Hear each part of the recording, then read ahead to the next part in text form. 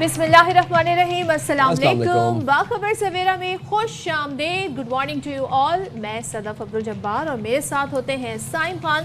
اور پچھلے دنوں سے ہم دیکھ رہے ہیں جب سے ایشیا کپ شروع ہوا ہے اور پاکستان انڈیا کا میچ شروع ہوا ہے، انڈیا تو میچ جیت گیا، لیکن انڈیا نے اپنی اوچھی حرکت ایسی کی، ایک تو ہینڈ شیک نہیں کیا جو کہ اسپورٹس مین اسپرٹ ہوتی ہے اور خاص طور پر جیتنے والی ٹیم تو ایک بڑے دل کا مظاہرہ کرتی ہے، وہ نہیں کیا۔ لیکن اس کے بعد بہت ساری کنٹروورسی سامنے آنا شروع ہو گئی، خاص طور پہ جو ریفری تھا میچ کا اینڈی پائیکرافٹ، ان کے بارے میں خبریں آنا شروع ہوئیں کہ انہوں نے کمیونیکیٹ کیا ہمارے کیپٹن سلمان علی آغا کو کہ آپ نے جی ہینڈ شیک نہیں کرنا اور آپ نے کوئی اس پہ تبصرہ بھی نہیں کرنا۔ تو یہ وہ میسج تھا جو کہ یوزولی کیپٹن کو ڈائریکٹلی نہیں کنوے کر سکتے ریفری۔ سو یہاں پر آئی سی سی کی کوڈ آف کنڈکٹ کی خلاف ورزی ہوئی۔ اچھا، میچ کے بعد یعنی کہ میچ جیتنے کے بعد بھی ہماری ٹیم وہاں پر موجود رہی گراؤنڈ میں ہینڈ شیک کے لیے، مگر بھارتی ٹیم اپنے ڈریسنگ روم میں گئی، انہوں نے گیٹ سارے بند کر دیے۔ تو ایشیا کپ میں ہم نے ایک اور چیز آئیڈینٹیفائی کی اس دفعہ کہ بھارت کی پراکسیز کرکٹ میں بھی موجود ہیں، اینڈی پائیکرافٹ کی شکل میں۔ سلمان علی آغا کو یہ کہا گیا اینڈی کی جانب سے کہ اپنا مائک بند کریں، مائک بند کریں تاکہ جو میں انسٹرکشنز آپ کو دینے لگوں وہ ریکارڈ پہ نہ آئیں، وہ سنی نہ جائیں، اور پھر باقاعدہ ان کو ہاتھ ملانے سے منع کیا گیا۔ اس کے بعد جب میچ جیت گئے تو اس کے بعد بھی ہاتھ نہیں ملایا بھارتی ٹیم نے۔ اب ایشیا کپ کا تنازع حل ہوا۔ اب حل کیسے ہوا کہ بیسیکلی پاکستان نے لیا پھر اس چیز کے اوپر مضبوط سٹینڈ۔ پی سی بی نے لکھا آئی سی سی کو خط اور انہوں نے کہا کہ یہ آپ دیکھیں کر کیا رہے اینڈی پائیکرافٹ، یہ کوئی اسپورٹس مین اسپرٹ نہیں ہے، یہ کوڈ آف کنڈکٹ کی خلاف ورزی ہے، اور پاکستان کا مضبوط سٹینڈ پھر کام کر گیا۔ آئی سی سی پاکستان کا مطالبہ تسلیم کرنے پر مجبور ہو گیا۔ پاکستان نے یہ بات واضح کی تھی کہ ہاں اگر اینڈی پائیکرافٹ ریفری رہیں گے تو ہم ایشیا کپ نہیں کھیلیں گے۔ ہاں، مطلب یہ نہیں کہ آپ صرف یہ بات کریں کہ پاکستان اور انڈیا کے میچ میں ہم پھر کوئی بھی میچ نہیں کھیلیں گے۔ اچھا، میں کل گفتگو سن رہی تھی، بہت سارے ہمارے پلیئرز ہیں جو اس پر بات کر رہے تھے۔ سعید اجمل کل اے آر وائی کے ہی نیوز کے پروگرام میں بات کر رہے تھے، وہ بتا رہے تھے جی کہ ان کے ٹائم میں بھی کچھ اسی طرح کے معاملات ہوئے، تو ان کی ایک ہسٹری پوری رہی ہے۔ جو آج یہ کہا جا رہا ہے نا کہ بہت سارے ہمارے پلیئرز ہیں جو ان کے اس طرح کے متنازع ڈیسیجنز کی وجہ سے افیکٹ ہوئے ہیں، تو پاکستان ڈٹ گیا۔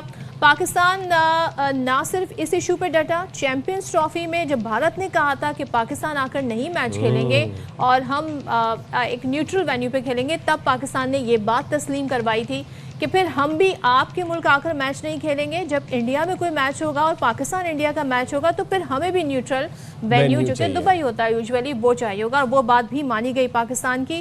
تو اس کے لیے hats of two Mohsin Naqvi صاحب کہ وہ ڈٹ گئے، اور ہر دفعہ بھارت اپنی منمانی کرتا ہے لیکن اس بار بھارت کی ہم نے نہیں چلنے دی ہے۔ اچھا جی، اب بھارت اور میچ ریفری اینڈی پائیکرافٹ کا گٹھ جوڑ ہم نے آپ کو بتایا کہ بے نقاب ہوا۔ ایشین کرکٹ کاؤنسل نے اینڈی پائیکرافٹ کے خلاف تحقیقات مکمل کر لی، جس میں یہ ثابت ہوا ہے کہ ریفری نے جان بوجھ کر بھارت کی ہدایات پر عمل کیا اور سلمان علی آغا کو ہاتھ ملانے سے روکا۔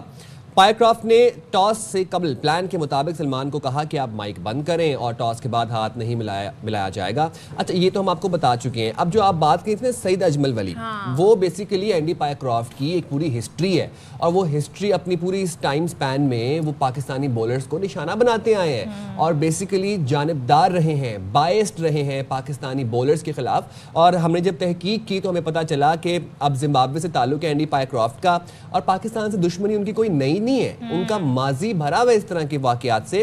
ماضی میں ان کے ریڈار پر صرف پاکستانی کھلاڑی نہیں آئے بلکہ پاکستانی بولرز کی جب بھی ایکشن رپورٹ ہوئی اس وقت میچ ریفری پائیکرافٹ تھے۔ What a coincidence. اور آپ کو پتا ہے کہ پاکستانی بولرز کو لے کے ایک زمانے میں بڑے ایشو بنائے گئے تھے۔ اچھا، 2001 میں آل راؤنڈر شعیب ملک کے بولنگ ایکشن کو بھی پائیکرافٹ نے مشکوک قرار دیا، پھر 2014 میں محمد حفیظ کے بولنگ ایکشن کو بھی انہوں نے ہی مشکوک قرار دیا۔ سعید اجمل کے کیریئر پر بھی مشکوک ایکشن کا دھبا کسی اور نے نہیں، انہوں نے ہی لگایا تھا، لیکن اس مرتبہ یہ خود اپنے جال میں پھنس گئے۔ اس مرتبہ پاکستان ڈٹ گیا، کہتے ہیں نا شکار خود شکار ہو گیا، بالکل ایسے ہی ہوا، اور انہوں نے پھر اپنا پورا کریئر ہی مشکوک بنا ڈالا۔ اب سوچیں کہ ان کے سارے وہ ڈیسیجنز جو پاکستان کے حوالے سے لے گئے، اب ظاہر ہے اس حوالے سے تحقیقات تو نہیں ہونی، لیکن جو ہم نے آپ کو اہم تھے ڈیسیجنز ان حوالے سے بتا دیا۔ اب آئی سی سی میں ان کی اہلیت پر سوالات اٹھ گئے ہیں، اور آئی سی سی ایک انڈیپینڈنٹ باڈی ہونا چاہیے، لیکن آئی سی سی کا جو ایک خاموشی والا رویہ ہے اس پہ ظاہر ہے اب پاکستان تو بولنا شروع ہوا ہے، لیکن بھارت کی کب تک چلے گی, BCCI کی کب تک چلے گی سارے ایشو پہ؟ بالکل آپ نے لیکن بالکل بہت اچھی بات کی کہ hats of two PCB, hats of two chairman PCB, اس چیز کو آئیڈینٹیفائی کیا, اس اینڈی پائیکرافٹ کو ایکسپوز کیا اور سٹینڈ لیا اور فرم سٹینڈز لیا. بہت بڑی کامیابی ہے یہ ہمارے کرکٹ کے لیے. نمائندہ خصوصی برائے کھیل شاہد ہاشمی صاحب ہمارے ساتھ موجود ہیں, ان سے بھی ذرا بات کرتے ہیں. شاہد صاحب یہ بتائیے گا کہ کتنی بڑی کامیابی ہے یہ, پاکستان کا موقف ایک دفعہ پھر سے تسلیم کیا گیا, پاکستان نے بڑا کلیئر اور فرم سٹینڈ لیا تھا, ایک وہ ہائبرڈ ماڈل والا بھی تسلیم کیا گیا, اب یہ ریفری والا بھی تسلیم کیا گیا. بالکل ظاہر ہے, جب آپ ہیڈ آن لیتے ہیں, آپ خاموش نہیں رہتے, آپ اپنا احتجاج پروٹیسٹ رجسٹر کرواتے ہیں تو پھر آپ کی سنی جاتی ہے. پاکستان نے جس طرح چیمپئنز ٹرافی پہ ہائبرڈ بلکہ ایک فیوژن ماڈل اپروو کروایا اور اس کو رائٹنگ میں لیا کہ 2027 تک اب کوئی بھی ٹورنامنٹ پاکستان اور بھارت میں ہوگا تو ٹیمیں ایک دوسرے کے ملک میں نہیں جائیں گی. اور بھارت کو تو ظاہر ہے اس کے اوپر بہت غصہ ہے کہ ابھی ویمنز ورلڈ کپ شروع ہو رہا ہے اگلے ہفتے سے, دو ہفتے بعد 30 ستمبر کے قریب, تو اس میں پاکستان کی خواتین کی ٹیم سری لنکا میں اپنے میچز کھیلے گی. وہ تو یہ دعا کر رہے تھے کہ پاکستان کی ٹیم کوالیفائی ہی نہ کرے تاکہ ان کا پورا ٹورنامنٹ بھارت میں ہو, لیکن پاکستان کی خواتین ٹیم نے بہت اچھی کارکردگی دکھائی تھی کوالیفائرز میں, 5 کے 5 میچ جیت کر کوالیفائی کیا تھا. تو اس دفعہ بھی پاکستان نے اپنا موقف رجسٹر کروایا, پروٹیسٹ رجسٹر کروایا کہ میچ ریفری اس طرح کھلے عام گراؤنڈ میں اس طرح کی ہدایات نہیں دے سکتے. اگر ان کے پاس پہلے ہدایت آ گئی تھیں تو وہ آف کیمرہ گراؤنڈ کے باہر بتا دیتے تاکہ یہ ساری چیزیں اتنی بری شاہد طرح صاحب ہمیں باہر نہ اندر کی خبر دینا ہوا کیا, کیونکہ کل تک نہیں سمجھ آ رہا تھا کیا ہوگا, بلکہ کچھ Indians player, Indian commentators, Indian host وہ یہ دعویٰ کر رہے تھے, اسپورٹس جرنلسٹ وہ دعویٰ کر رہے تھے کہ جی پاکستان کی بات نہیں مانی جائے گی اور آپ کے اوپر ہی بلکہ پینلٹی لگ جائے گی کہ اگر آپ اس طریقے سے ٹورنامنٹ پہ میچ نہیں کھیلیں گے, بوائک آؤٹ کریں گے. تو یہ ایکچولی ہوا کہ اصل گیم کہاں بنی ہے؟ دیکھیں ساری جو خبریں فلوٹ کرواتے ہیں وہ اسی طرح کرواتے ہیں کہ بھارتی میڈیا کو یہ کہا گیا کہ نہیں ریجیکٹ ہو جائے گی پاکستان کی, لیکن ایسی پریسیڈنٹس ہیں کہ پہلے بھی میچ ریفری امپائرز ہٹے ہیں. بھارت تو کئی دفعہ ہٹوا چکا ہے, 2001 میں مائک ڈینیس کو ہٹوایا, 2008 میں اسٹیو بکنر کو امپائرنگ سے ہٹوایا منکی گیٹ کے بعد جب ہربھجن سنگھ اور مرحوم ایڈریو سائمن کا جھگڑا ہوا تھا. تو بہت ساری مثالیں تھیں. ہوا یہ کہ جب یہ ساری خبریں فلوٹ ہوئی تو پاکستان کرکٹ بورڈ بھی ایکشن میں آیا کہ کیسے ریجیکٹ ہوگا. پھر ایشین کرکٹ کونسل کے جو نائب صدر ہیں پنکج کھیم جی, وہ ایکشن میں آئے. انہوں نے محسن نقوی صاحب کو فون کیا, محسن نقوی صاحب نے اور دوسرے لوگوں سے بات کی اور یہ بالکل اپنا جو موقف تھا وہ ٹھوس بتایا ICC کو کہ دیکھیں اس کی مثالیں موجود ہیں, آپ کو اس کو پاکستان کے کم از کم میچز سے ہٹانا پڑے گا.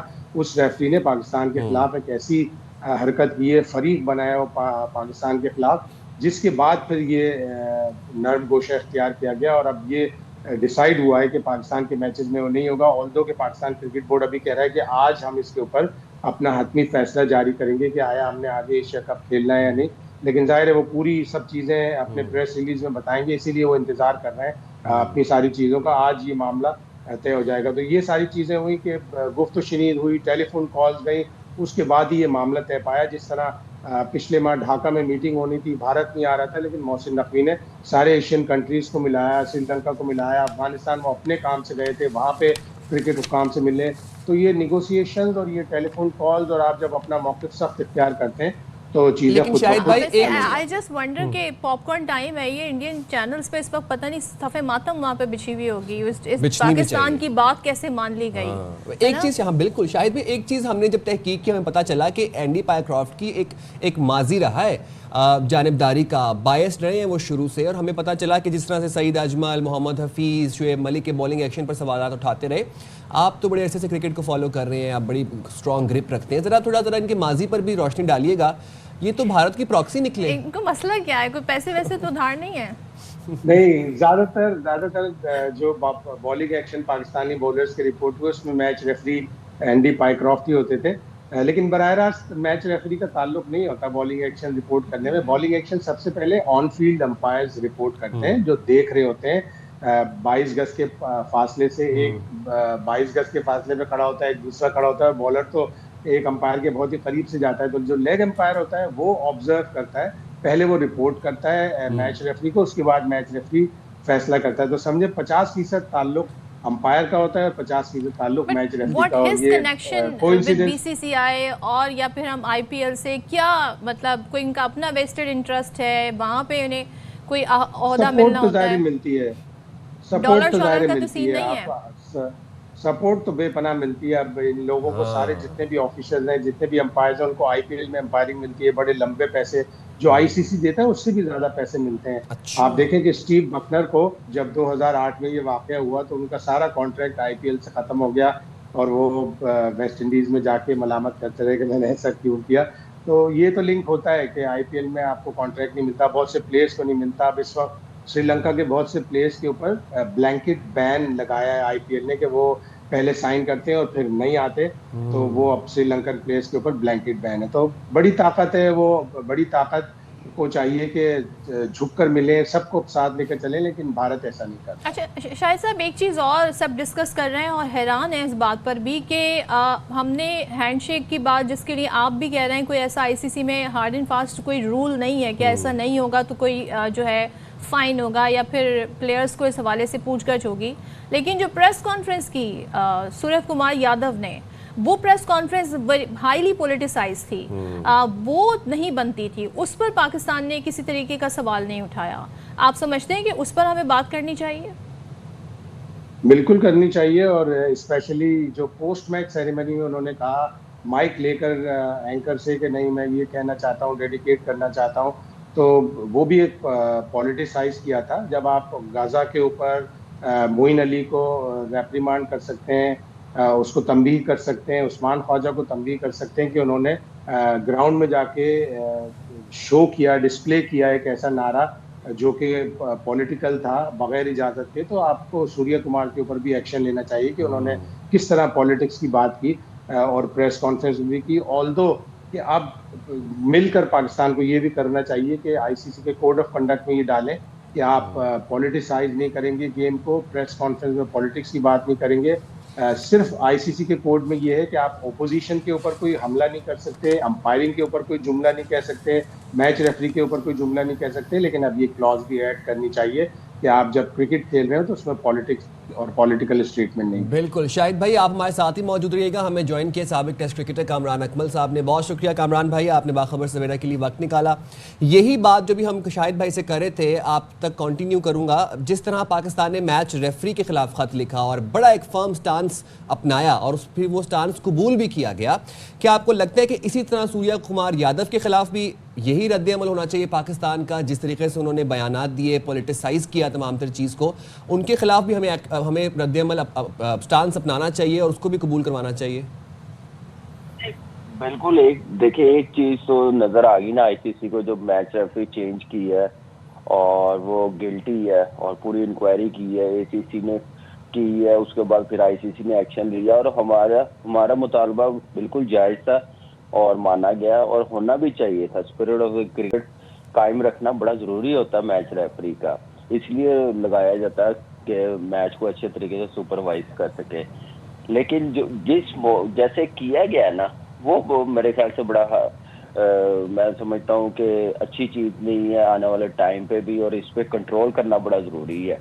तो अच्छा डिसीजन है और पाकिस्तान क्रिकेट बोर्ड ने जो अपना प्रोटेस्ट रजिस्टर करवाया उस पर पूरा इम्प्लीमेंट हुआ है और आने वाले मैचेस पे भी ऐसा नहीं होना चाहिए और ऐसे ही मेरे ख्याल से गेम होनी चाहिए अच्छे तरीके से। जेंटलमैन गेम है और पूरा देखिए ये कोई क्लब का मैच तो है नहीं है, कोई डोमेस्टिक मैच तो है नहीं, इंटरनेशनल मैच है, दुनिया देख रही होती है, कई चीजें इस पे बच्चे भी हैं कि क्या अच्छा होना चाहिए। जहाँ तक टीम ने जो हरकत की है, जैसे क्या नाम है, शेक हैंड नहीं की है, ठीक है रूल नहीं कहता, लेकिन जो प्रेस कॉन्फ्रेंस में जाके उसने जो बातें की है वो कोई भी स्पोर्ट्समैन, कोई भी क्रिकेटर ऐसे नहीं कर सकता, पॉलिटिक्स नहीं चला सकता। वो तो मुझे लग रहा था मैच नहीं था, वो कोई बीजेपी का जलसा हो रहा था, उसके वोट मांग रहा था। तो इस चीज पे तो आईसीसी को तो बिल्कुल कॉम्प्रोमाइज नहीं करना चाहिए, बिल्कुल जाना चाहिए, हमें कहने की भी ना जरूरत पड़े, क्योंकि आने वाले टाइम हम ही जगाएं। नहीं बिल्कुल ऐसे ही है। आईसीसी मेरे ख्याल से हेड ऑफिस उधर है और उनके सामने सारा कुछ हुआ है, ये तो खैर दुनिया में कहीं पे भी हो, तो छोटी छोटी चीजें भी जो होती है ना, जो पॉलिटिक्स बीच में लाएं, वो उस पर कोई कॉम्प्रोमाइज़ नहीं होना चाहिए। अच्छा कामरान, एंडी पाइक्राफ्ट के हवाले से हम शाहिद साहब से भी बात कर रहे थे कि क्या इनकी ऐसी हिस्ट्री रही है, पाकिस्तानी जो बॉलर्स हैं बिलखुसूस उनके एक्शन पर जब भी रिपोर्ट आई तो इनका एक किरदार सामने आया। ये भी बड़ा इस वक्त डिस्कस हो रहा है, आप इससे इत्तेफाक करते हैं या आप समझते हैं कि just because he is part of this game और इस सिस्टम तो इनका कहीं ना कहीं नाम उससे जुड़ जाता है? देखिए मुझे नज़र आ रहा था, जैसे कल सईद भी था, शाहिद भाई भी थे 11th आवर में, तो मुझे नज़र आ रहा था कि ये कोई प्लानिंग की गई है पाकिस्तान टीम के मुतालिक। जैसे सईद अजमल के मुतालिक इन्होंने रिपोर्ट की है, हफीज़ के मुतालिक की है, सईद बता रहा था कि शुएब अख्तर का भी इन्होंने कहीं जाके किया हुआ है। तो मुझे लग रहा था कि ये प्लानिंग के साथ हमारी टीम को वीक करने की कोशिश की गई है। तो देखिए 2015 से पहले सईद अजमल का भी एक्शन वर्ल्ड कप से पहले कह दिया है कि ठीक नहीं है और रिपोर्ट कर दिया, हफीज का कर दिया कि हमारा कॉम्बिनेशन, हमारी जो बॉलिंग स्ट्रॉन्ग थी ना, उसको वीक करने की कोशिश की गई है। तो मुझे तो नज़र यही आ रहा है और मेरे ख्याल से ये चीज़ें अच्छी नहीं है। तो इसी मैच रेफरी ने की है और कंट्रोवर्शियल पाकिस्तान टीम को कोई ना कोई ऐसे कंट्रोवर्शियल कोई ऐसी चीज़ करना जो मेरे ख्याल से पाकिस्तान टीम पे प्रेशर आए, टीम खराब हो, क्रिकेट कहाँ से कहाँ आ गई है इसी वजह से। तो मेरे ख्याल से ये चीज़ें एक्सेप्टेबल नहीं है और अब इस चीज़ पे पाकिस्तान क्रिकेट बोर्ड को बड़ा हार्डली आना पड़ेगा और अपनी बात बराबर पर आके, जैसे कह रहे हैं ना, बराबरी पे बात होगी तो वैसे ही हमें करना पड़ेगा और उसके लिए हमें ये तो करना ही करना है।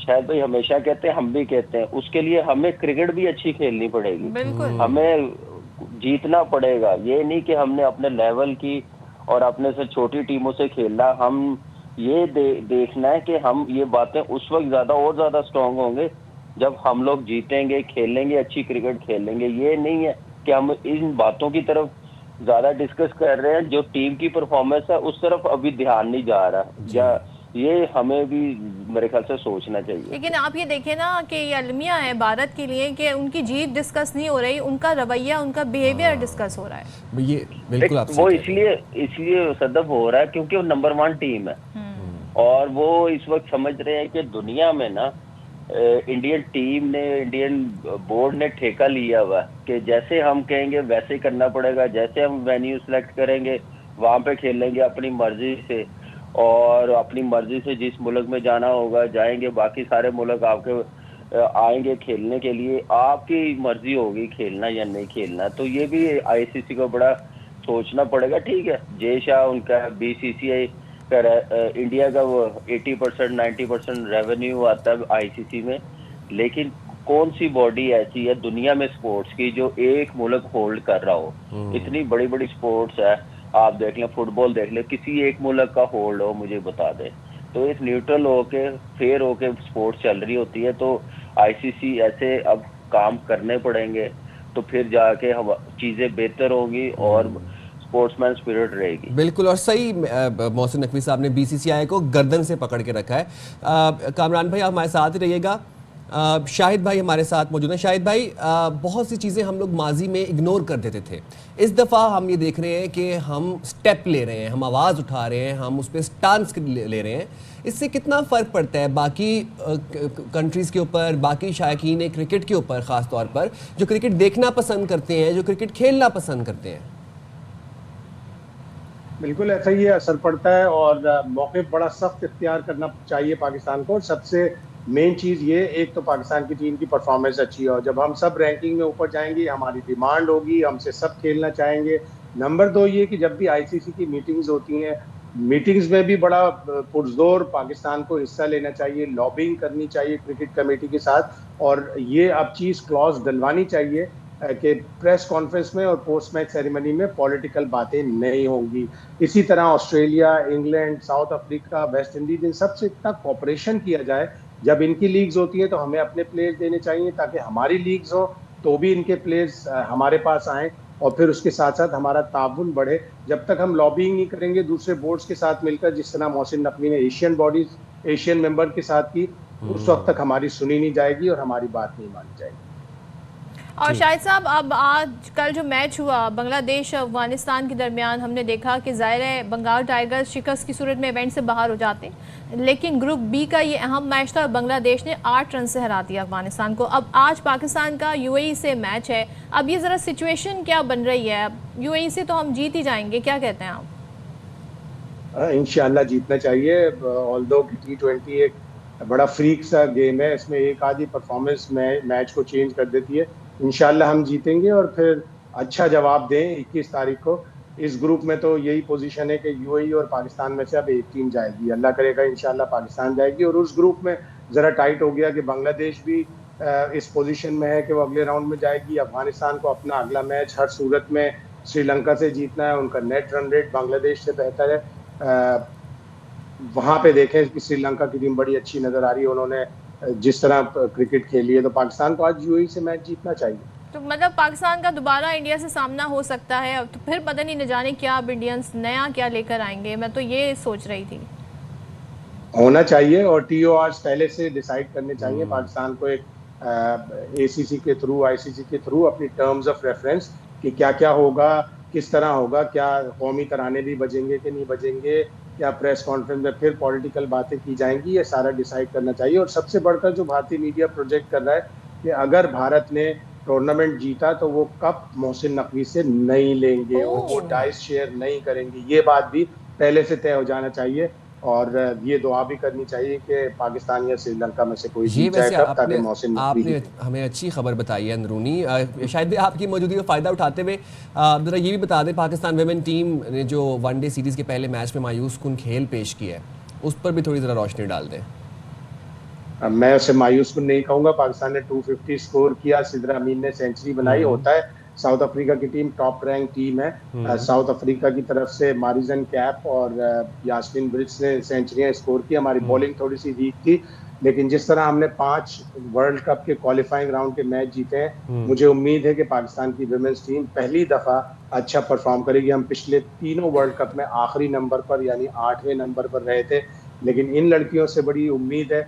کوچ بہت اچھا ہے ہمارا محمد وسیم، اس کے انڈر میں اچھی پرفارمنس کر رہی ہے، تو سری لنکا جائیں، وہاں پہ کم از کم 3 میچ تو جیتے ہیں، اس کے بعد پھر دیکھیں کہ آگے کیا ہوتا ہے۔ کامران میرا ایک سوال آپ سے یہ ہے کہ ظاہر ہے اب ہم یہ ایک الگ معاملہ ہو گیا، اس کو ہم نے بڑے اچھے سے ہینڈل بھی کر لیا، لیکن آج یو اے ای سے میچ ہے، جس طرح کی ہم کرکٹ کھیل رہے ہیں، ابھی بیچ میں تبصرہ ہو رہا تھا کہ جی دیکھیں رضوان اور بابر وکٹ پر ٹھہرتے تو تھے، بٹ اگر ہم آلویز ڈیفینسو اپروچ رکھیں گے تو پھر تو ہم T20 میں کہیں اس طرح جگہ نہیں بنا سکیں گے۔ اپروچ ہماری اگریسو ہونا چاہیے، اپنی گیم سکلز، اپنی جو شارٹ سلیکشن ہے اس کو بہتر کرنے کی ضرورت ہے۔ کیا مشورہ دیں گے آپ پاکستانی ٹیم کو کامران؟ دیکھیں مشورہ تو وہ مان رہے ہوتے تو یہ حال نہ پاکستان کرکٹ ٹیم کا ہوتا، اور ایگو میں رہ رہے ہیں، اور اس وقت یہ حالت ہو گئی ہوئی ہے، یو اے ای بھی ہمیں آسٹریلیا لگنی شروع ہو گئی ہے پاکستان ٹیم کے خلاف کھیلتے ہوئے، اور مشورہ یہی ہے کہ بیسٹ کنڈیشن کے مطابق ٹیم بنائیں، اور اچھی اپروچ ہونی چاہیے، اچھا گیم پلان ہونا چاہیے، اور جو گیم اویئرنیس جو ہم لوگ بات کرتے ہیں وہ ہمیں نظر ہی نہیں آتی، پریشر اتنا اپنے پہ لے لیتے ہیں، دوسری ٹیم کا تھوڑی سی چیلنجنگ کنڈیشن آتی ہے، کوالٹی سائیڈ آتی ہے، تو کچھ پتہ نہیں چلتا کہ کیا بیٹنگ کرنی ہے، بالنگ کیسے کرنی ہے، کیپٹنسی کیسے کرنی ہے، ساری چیزیں ایکسپوز ہو جاتی ہے۔ ایسے لگتا ہے کوئی ڈومیسٹک کی ٹیم ٹورنامنٹ کھیلنے گئی ہوئی ہے، کوئی کلب کی ٹیم، بچوں کی کوئی ٹیم گئی ہوئی ہے، جس طرح سے بیٹنگ ہو رہی ہوتی ہے۔ تو یہ چیزیں کس نے بہتر کرنی ہے، ٹیم مینجمنٹ نے، کپتان نے بہتر کرنی ہے، یہ کرنا بڑا ضروری ہے۔ اور جہاں تک شاہد بھائی نے جو بات کی ہے، اگلا میچ ہمارا پھر انڈیا کے ساتھ ہے، بتایا ہے کہ اب آئی سی سی کو کوئی لائن ڈرا کر دینی چاہیے۔ اسپرٹ آف دا کرکٹ بہت امپورٹنٹ ہے، یہ نہیں ہے کہ جیسے یہ 14 تاریخ کو ہوا ایسا بیہیویئر پھر ہو جائے۔ اگر ایسا کرنا تو میرے خیال سے ڈریسنگ روم سے ہمارا کپتان کھڑا ہو، ان کے ڈریسنگ روم سے کپتان ہو، ٹاس ہو جائے۔ تو میں کہہ رہا ہوں تو پھر ایسے ٹاس بھی ایسے ہونا چاہیے، کوئی قریب نہ آئے، پاکستان ٹیم بالنگ کرے تو وہ ٹچ نہ کرے اور شاٹ مارے ہاتھ نہ لگائیں، پھر اس ٹائپ کی کرکٹ ہونی چاہیے۔ تو یہ اچھی چیز نہیں ہے، اچھا میسیج نہیں ہے، اچھا میسیج نہیں ہے۔ یہاں پہ آئی سی سی کو آنا چاہیے بیچ میں، اور ویسے ہی میچز ہونے چاہیے جیسے پاس میں ہوتے رہے ہیں، اس وقت بھی حالات اتنے اچھے نہیں ہوتے تھے۔ کامران بھائی ذرا اب بتائیے گا کہ جو سیکنڈ راؤنڈ ہے اس میں ہم دیکھنا چاہتے ہیں کہ یہ لڑ کے کھیلیں, مطلب کہ جم کے کھیلیں, ایٹ لیسٹ فائٹ تو کریں. آپ شارٹ سلیکشن پہ تھوڑا کام کر لیں, چہرے کے ایکسپریشن بھی چلے پلیز یہی کر لیں. چہرے کے ایکسپریشن ڈرے ہوئے, گھبرائے ہوئے, مایوس کن لگتے ہیں. ہم جب کرکٹ کھیلتے ہیں نا, جو کرکٹ تو خیر کیا, جب گلی میں بیٹ بال کھیلے ہوتے ہیں تو وہ کہتے ہیں اندھی تکی لگ گئی. تو پچھلے میچ میں انہوں نے اندھی تکی کھیلی ہے, بالرز نے بیٹنگ کی ہے, بیٹرز نے بالنگ کی ہے. کیا حکمت عملی اپنانی چاہیے ان کو؟ دیکھیں اگلے راؤنڈ کے لیے آج کا میچ بڑا امپورٹنٹ ہے. کس اپروچ کے ساتھ کھیلتے ہیں, کس پلینگ 11 کے ساتھ کھیلتے ہیں. آپ وہی سائڈ کھلا سکتے ہیں جو انڈیا کے ساتھ.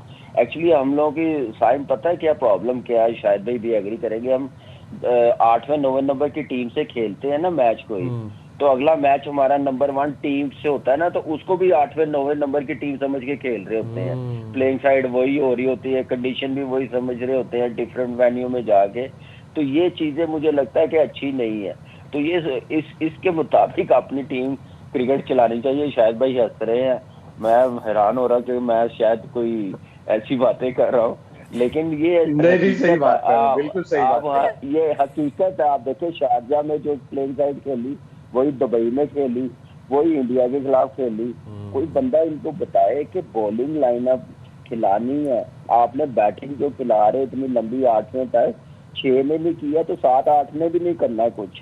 یہ چھوٹی ٹیمیں موقع دے دیتی 7-8 کو پرفارمنس کروانے کا, بیٹنگ کروانے کا. یہ بڑی ٹیمیں نہیں دیتی, وہ ایک غلطی پکڑ لیتے ہیں اور دوبارہ اٹھنے نہیں دیتے. یہ ہے نمبر 1 ٹیم. کوالٹی سائڈ جو آتی ہے وہ ہمیں ایکسپوز اس لیے کرتی. تو ہماری بھی ٹیم کبھی ہوتی تھی, لیکن وہ اپروچ چینج کی گئی. لائکنگ ڈس لائکنگ سائڈ پہ کرے. اس وقت پاکستان کا سوچے کس طرف کرکٹ جا رہی ہے تو پھر ہی اچھی ہوگی. نہیں تو کل کو آپ کو میرے خیال سے یہ یو اے ای بھی میرے خیال سے ہرانا شروع کر دے گی. یہ ذرا سوچ کے کرکٹ کھیلنی شروع کرے اور اگلے راؤنڈ کے لیے بیسٹ پلینگ 11 اتارے. بٹ اگر جو بھی آپ نے بالنگ پوری ہونی چاہیے, بیٹنگ بھی پوری ہونی چاہیے. آپ کا کیسا آل راؤنڈر ہے فہیم اشرف, اچھا نو ڈاؤٹ, نو برا نہیں ہے. دنیا میں آل راؤنڈر جو کھیل رہا ہوتا ہے وہ 6 نمبر پہ آ رہا ہے اور ہمارا 8ویں 9ویں پہ آ رہا ہوتا ہے. کس کو بیوقوف بنا رہے ہیں. صحیح بات. ایک کوئی کامنٹ دے دیں لاسٹ کامران, آج کا میچ جیت جائیں گے آسانی سے؟ بالکل جیتنا چاہیے, اتنی بھی نہیں ہماری ٹیم ایسی, لیکن ہمارے پاس ذہن ایسے بن گئے اس ٹائپ کی کرکٹ کھیل رہے ہیں کہ یو اے بھی ہمیں لگتا ہے کہ جیتنے دے گی یا نہیں جیتنے دے گی. لیکن فینس تو یہی امید کرتے ہیں نا کہ پاکستان ٹیم واپس آئے, اچھی کرکٹ کھیلے. مجھے امید ہے کہ اچھے مارجن سے جیتے کہ اگلے میچ کے لیے اچھی اسٹیٹمنٹ جائے. لولی, بہت شکریہ کامران بھائی, شاہد بھائی, آپ لوگوں نے باخبر سویرا کے لیے وقت نکالا. تھینک یو ویری مچ. بہت ہی فارغ ہے بھارتی میڈیا, اب وہ بیٹ کی نئی کہانیاں بنا رہے ہیں. ویسے میں اس کانفیڈنس پہ, ٹھیک ہے آپ کی ٹیم اس وقت نمبر 1 ہے, بٹ سٹل میں اس کانفیڈنس پہ حیران ہوں کہ جی ہم جیت گئے نا تو ہم یہ کپ محسن نقوی صاحب سے نہیں لیں گے, کیونکہ وہ ایشیا کپ کو ایشین باڈی جو ہے, ایشین کرکٹ کاؤنسل جو ہے, اس کو ہیڈ کر رہا ہے. سو آپ چیک کریں ذرا, ان کا کتنے چھوٹے چھوٹے مسائل ہیں ان کے. اصل میں نا چھوٹا دل ہے, ان کو چائے کا کپ بہت پسند ہے, تو میرے خیال سے ان کو چائے پلانی چاہیے. کپ سے مسئلہ ہے, کپ سے مسئلہ ہے ان کو. لاسٹ ٹائم وہ چاہے وہ کپ ٹرافی والا کپ ہو یا چائے والا کپ ہو. او گاڈ, یہ آپ نے صحیح بات پوائنٹ آؤٹ کی. اب اچھا اب آپ یہ دیکھیں کہ اب بھارتی پنجاب کے وزیر اعلیٰ بھگونت مان نے مودی سرکار اور BCCI کو آڑے ہاتھوں لے لیا. اب دیکھیں جب اتنی کوئی انی نہیں مچی ہوئی, جس میں پنجابی میں کہتے ہیں کہ کوئی نہ کوئی سین وائسز ہوتی ہیں ملک کے اندر. اب وہ یہ کہتے ہیں کہ ہاتھ نہ ملا کر کون سا آپریشن سندور جیت لیا آپ لوگوں نے. پاکستانی اداکار کے فلم تو بھارت میں روکتے ہیں, لیکن میچ اس لیے کھیلتے ہیں کہ اس کا سربراہ امت شاہ کا بیٹا جے شاہ ہے. بھگونت مان نے سکھوں کو کرتارپور جانے سے روکنے پر بھی سوال اٹھایا. چلیں کوئی تو ہے جو بھارت میں ایک لاجیکل بات کرتا اور سوال اٹھاتا ہوا ہمیں نظر آ رہا ہے, ورنہ تو ساری حکومت کی حکومتی بیانی آگے بڑھاتے ہیں. اچھا جی, بات اب جب سپورٹس کی ہو رہی ہے تو پاکستان کے ہیرو کی بات کرتے ہیں ارشد ندیم کی. اور آج سب آپ لوگ ٹیوننگ کیجئے گا ٹیلی ویژن, کیونکہ 4:45 پاکستانی ٹائم ہے. اولمپکس میں پاکستان کا پرچم بلند کرنے والے گولڈن بوائے ارشد ندیم آج ایک بار پھر ایکشن میں نظر آئیں گے اور جاپان میں جاری ورلڈ ایتھلیٹکس چیمپئن شپ میں آج کوالیفائنگ راؤنڈ میں حصہ لیں گے. ایونٹ کا جو فائنل ہے وہ 18 ستمبر کو ہوگا. تو سنتے ہیں ارشد کیا کہہ رہے ہیں. ایتھلیٹک چیمپئن شپ کھیلنا ہے جاپان ٹوکیو میں, تو میرا کوالیفائی راؤنڈ ہے. میرے لیے مجھے دعا کرے تاکہ میں اچھا پرفارم کروں اور फाइनल के लिए क्वालिफाई करो। फाइनल जो है वो 18 तारीख को होगा। तो टाइम है क्वालिफाई राउंड का पाकिस्तानी टाइम के मुताबिक 4:45 पे होगा शाम को। बहुत सी दुआएं और नेक तमन्नाएं हैं अरशद भाई के लिए। Best of luck. Best of luck Arshad Nadeem. और ये कि नीरज चोपड़ा भी हैं हाँ जी। फाइनल अच्छा, वैसे एक बात बताइए, वहाँ पर अगर हैंडशेक का इशू वहाँ भी होगा, क्या होगा? मैं भी यही सोच रहा था कि अगर वहाँ पर हैंडशेक करना पड़ गया तो फिर क्या? इस बात पे भी कहेंगे कि जेवलिन थ्रो में भी अब आप लोगों ने हैंडशेक नहीं करना। ये बात वैसे कोई भी छोटी हरकत हम भारत से एक्सपेक्ट कर सकते हैं। सो लाइक अनप्रेडिक्टेबल है ना ये लोग। लेट्स सी क्या होता है। बस हम तो कहते हैं ना हमेशा अच्छे इखलाक का ही मुजाहरा करते हैं। ब्रेक लेते हैं, ब्रेक के बाद वापस आते हैं।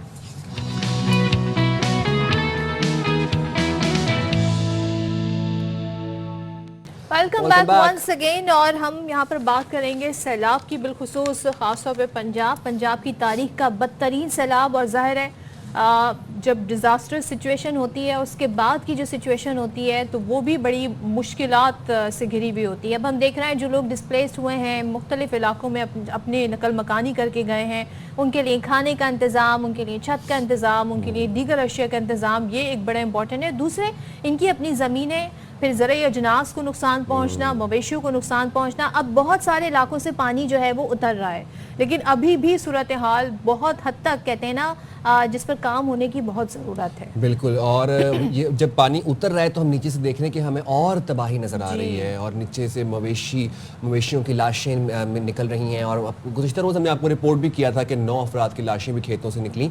तो ये तमाम तो सूरत हाल है पंजाब की, जिस तरीके से वहाँ पर फसलों को शदीद नुकसान पहुँचा है। हमें ग़ज़ाई किल्लत का भी सामना है।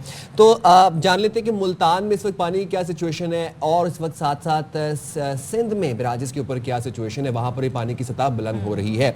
तो मुल्तान से हमें ज्वाइन किया है ब्यूरो चीफ मुल्तान यासिर शेख ने, और हमारे साथ सिंध के बराजिस की हमें अपडेट बताएंगे जहांज़ेब वसीर। सबसे पहले मुल्तान का रुख कर लेते हैं। यासिर, आप बताइएगा इस वक्त क्या सिचुएशन है ओवरऑल, कहाँ पर मौजूद है, पानी की क्या कंडीशन है, और जो हिफाजती इकदाम हैं, जो फ्लड रिलीफ कैंप्स हैं, वहाँ पर क्या इंतजाम किए गए हैं?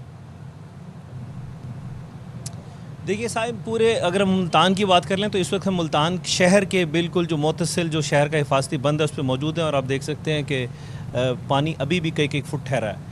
और अगर ओवरऑल हम पूरा पंजाब का जायचा लें, क्योंकि जनूबी पंजाब बेसिकली मरकज़ है सारे सैलाबी तबाहकारियों का, तो तकरीबन जो आदाद शुमार जिसको अभी तक गवर्नमेंट ने पब्लिश नहीं किया लेकिन मुस्तनद इदारों ने इस बात के ऊपर वर्किंग की है, मजमूई तौर पर जनूबी पंजाब में जो लॉस है वो 280 अरब रुपए का जो है लॉस बताया जा रहा है, जिसमें 80 से ज़ायद हलाकतें रिपोर्ट की गई हैं। सिविल इंफ्रास्ट्रक्चर भी शामिल है इस सारे नुकसान के तखमीने के अंदर, जिसमें हस्पताल, सड़कें, कई किलोमीटर की सड़कें बह गई हैं, पुल बह गए हैं, हिफाजती बंद बह गए हैं, लोगों के मकानात वो कच्चे थे या पक्के थे, वो खसो खाशाक की तरह ज़मीन के साथ बिल्कुल फ्लैट हो गए हैं।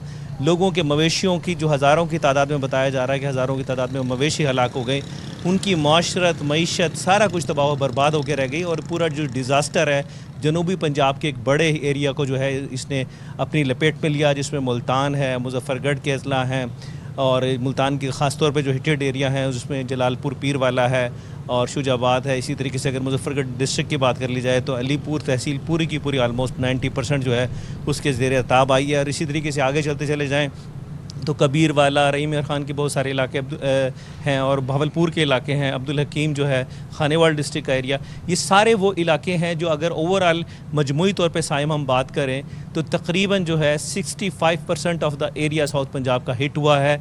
और जो आबादी इससे जो है मुतासिर हुए तकरीबन 13 लाख के करीब जो है लोगों का बताया जा रहा है कि 13 से 25 लाख के दरमियान जो है लोग जो है बराह रास्त मुतासिर हुए हैं। और 18 लाख एकड़ पे खड़ी फसलें जो कि बुनियादी तौर पे इस पूरे रीजन की मजमूई मईशत का दारोमदार जिस पे था वो तबाह बर्बाद होकर रह गई है। एक बड़ा इंफ्रास्ट्रक्चर लॉस है जिसको रिकवर होते हुए साइम खासा टाइम लगेगा, और जितना इसकी रिकवरी में डिले आएगा उतना ही लोगों की मेयार ज़िंदगी जो है वो नीचे से नीचे जाएगा। इस इलाके के अंदर काफ़ी ज़्यादा गवर्नमेंट को फोकस करने की ज़रूरत होगी, और चूँकि तमाम ही इंफ्रास्ट्रक्चर, राब्ता सड़कें ये बुरी तरह मुतासिर हैं, तो इस पे खासा एक वार फुटिंग के ऊपर जो है रिहेबिलिटेशन प्लान बनाना पड़ेगा। सही, यासिर साथ ही रहिएगा। अब ज़रा सिंध का रुख करते हैं, क्योंकि सिंध में सखर बैराज पर ऊंचे दर्जे का सैलाब है और गुड्डू बैराज पर पानी की आमद 6,05,000 क्यूसेक से ज़्यादा रिकॉर्ड की जा रही है। तो यहाँ क्या ताज़ा तरीन सूरत हाल बता रहे हैं जहांज़ेब वसीर। जहांज़ेब, बताइएगा अब तक क्या सूरत हाल सामने आई है? जी बिल्कुल, इस वक्त जो सिंध के दो बैराज जो हैं गुड्डू बैराज और शक्कर बैराज पर ऊंचे दर्जे का जो सैलाब है वो रिकॉर्ड किया जा रहा है। इस वक्त गुड्डू बैराज के मकाम पर 5,81,000 क्यूसेक पानी की आमद जो है रिकॉर्ड की जा रही है, जबकि अखराज जो है वो 5,53,000 क्यूसेक रिकॉर्ड किया जा रहा है। शक्कर बैराज पर इस वक्त पानी की आमद 5,71,000 क्यूसेक रिकॉर्ड की जा रही है, जबकि अखराज जो है वो 5,18,000 क्यूसेक रिकॉर्ड किया जा रहा है। कोटली बैराज पर इस वक्त जो पानी की आमद है वो 3 लाख क्यूसेक है, जबकि अखराज जो है वो 2,79,000 क्यूसेक है। इस वक्त गुड्डू बैराज के मकाम पर और शक्कर बैराज के मकाम पर ऊंचे दर्जे का सैलाब रिकॉर्ड किया जा रहा है, जबकि कोटली बैराज के मकाम पर इस वक्त निचले दर्जे का सैलाब रिकॉर्ड किया जा रहा है। गुज़िश्ता 24 घंटों के दौरान गुड्डू बैराज पर पानी की सतह में कमी वाक़या हुई है। 24 घंटों के दौरान 24,000 क्यूसेक जो पानी है वो कम हो चुका है, जबकि शक्कर बैराज पर इस वक्त भी ऊंचे दर्जे का जो सैलाब है वो बरकरार है। कच्चे के 250 से ज़ायद जो गांव हैं शक्कर डिस्ट्रिक्ट में आते हैं, शक्कर डिवीज़न में आते हैं, वो इस वक्त मुकम्मल ज़ेर-ए-आब आ चुके हैं। उनका शहरों से जो रास्ता है मुनक़ता हो चुका है, उनके लिए रेस्क्यू ऑपरेशन भी किया जा रहा है। कमिश्नर शक्कर डिवीज़न के मुताबिक इस वक्त डाउन स्ट्रीम में जो है वो पानी ज़्यादा है, क्योंकि कोटली के लिए जब शक्कर बैराज से पानी जा रहा है तो डाउन स्ट्रीम वाले इलाकों पर जो पानी है उसकी सतह में मुसलसल इजाफा हो रहा है। तो इस वक्त 50,000 से ज़ायद जो खैरपुर के इलाका मकीन थे जो देहातों में रहते हैं उनको रेस्क्यू किया गया है। उनके रेस्क्यू के लिए तमाम तर इंतजाम मुकम्मल कर लिए गए हैं। शक्कर के जो कच्चे के इलाके हैं जहाँ पर ज़रूरत ये महसूस की जा रही है कि जो लोग हैं अगर वो वहाँ से ना निकले तो कुछ जानी माली नुकसान हो सकता है, तो उसको निकालने के लिए तमाम तर इंतजाम मुकम्मल कर लिए गए हैं। नेवी के जो रेस्क्यू अमलदार हैं, जो नेवी के अहलकार हैं, वो भी लोगों को रेस्क्यू कर रहे हैं। रेस्क्यू 1122 के जो अहलकार हैं वो भी लोगों को जो रेस्क्यू कर रहे हैं। इनके साथ साथ जो डिस्ट्रिक्ट एडमिनिस्ट्रेशन है उनकी जानिब से भी तमाम जो मुताल्लिका हुकाम है उनको कश्तियाँ प्रोवाइड की गई हैं, ताकि अगर वो भी कहीं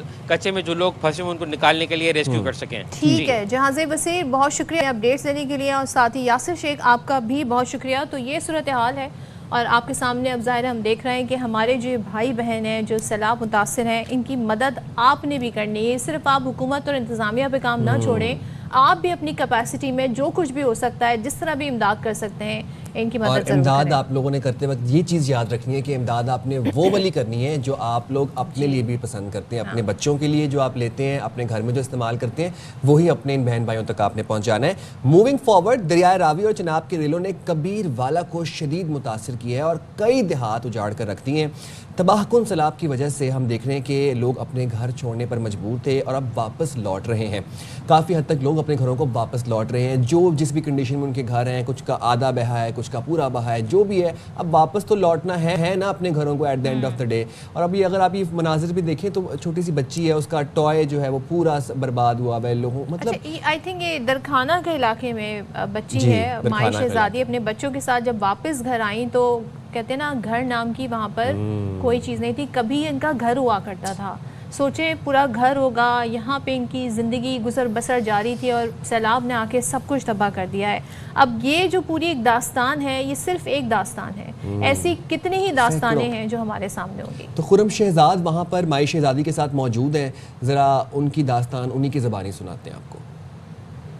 जी बिल्कुल, कबीरवाला में दरियाए रावी और दरियाए चिनाब नई दास्तानें रकम कर गया। दरियाए रावी में इस हद तक पानी था कि हर तरफ जो है आबादियों में भी दाखिल हो गया था। मैं इस वक्त मौजूद हूँ कबीरवाला के इलाके बस्ती संगला वाली में, दरखाना में। यहाँ पे एक घर में ऐसे में मौजूद हूँ जहाँ पे पूरा घर जो है वो दरिया बुर्द हो गया है। यहाँ पे 10-10, 12-12 फीट पानी जमा था।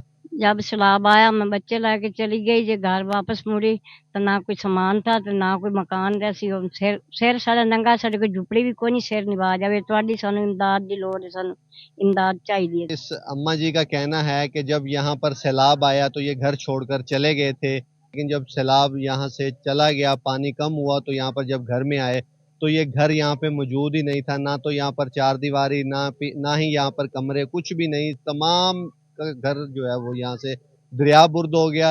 अम्मा जी की हुकूमत से, इंतज़ामिया से अपील है कि इनको चार दीवारी के लिए कोई यहाँ पर मकान बना के दिया जाए या इनको छत फराम की जाए ताकि ये अपने बच्चों के साथ यहाँ पर ज़िंदगी गुजार सकें। जी। अच्छा, ये हम घर की बात क्यों करते हैं बार बार? क्योंकि देखें, जिन लोगों ने अपने घर बनाया है ना, ये बात वही लोग जानते हैं कि एक एक ईंट, एक एक सीमेंट की बोरी, एक एक लेंटर के पीछे कितनी मेहनत और कितनी उन्होंने रातें जाके, कितनी एक एक पाई जमा करके बड़ी जिंदगी चाहत भर से की बनाया जमा होता है। पूंजी है। अब हुकूमत के ज़िम्मे भी बड़ा काम है। अब ये अपील मुतासरीन कर रहे हैं कि उन्हें घर 4 दीवारी बना कर दी जाए। देखते हैं जी इस पर क्या मज़ीद डेवलपमेंट होती है। लियाकतपुर की बात करते हैं। अब जिन जिन इलाकों में हमने देखा ऊंचे दर्जे का सैलाब आया, वहाँ पर देहात, फसलें, हज़ारों एकड़ रकबे पर फैली फसलें सब तबाह हो गए। कई देहात उजड़ गए, सफ़ाई हस्ती से मिट गए।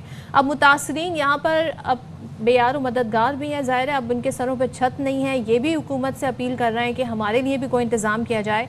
सर्दी का भी अब थोड़ा मौसम आ गया है, तो ज़ाहिर है इस वक्त गर्म कपड़ों की भी ज़रूरत होगी। ज़ाहिर है इनका अहवाल लियाकतपुर का भी हम मज़ीद आपको बताएंगे।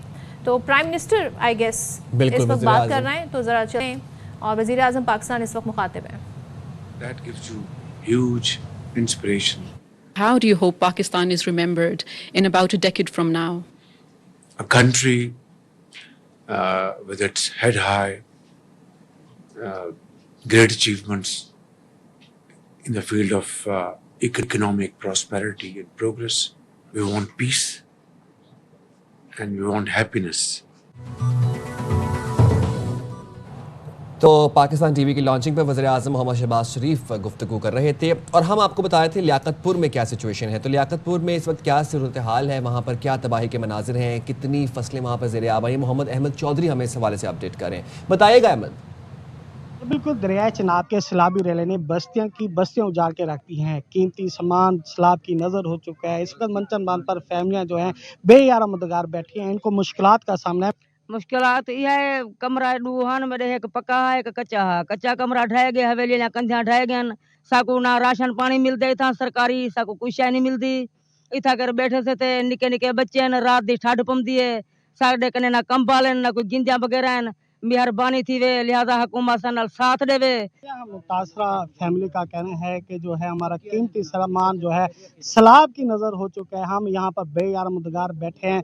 अब मौसम जो है बदल गया है। रात के पहर जो है हमारे छोटे छोटे बच्चे हैं, सर्दी लगती है, हमारे पास कोई गर्म कपड़ा नहीं है, ना कंबल वगैरह है। इन्होंने यही मुतालबा किया हुकूमत से कि जो गर्म कपड़े हैं और कंबल वगैरह है हमें फराहम किया जाए, ताकि हमारे जो बच्चे हैं उनको सर्दी ना लगे। उन्होंने ये भी मुतालबा किया है कि इंतज़ामिया की तरफ से जो राशन है वो मंचन मन तक पहुँचाया जाए। हमारे बहुत मुश्किलात है। इन्होंने यही मुतालबा किया कि हमें सहूलियात दी जाए।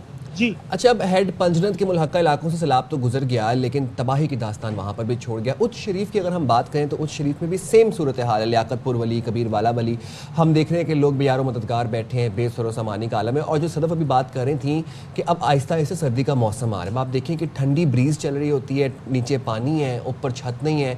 तो वहाँ से हमें मोहम्मद अदनान ज़हूर सईदी हमें वहाँ से रिपोर्ट कर रहे हैं। ज़रा देखते हैं वहाँ पर क्या सिचुएशन है।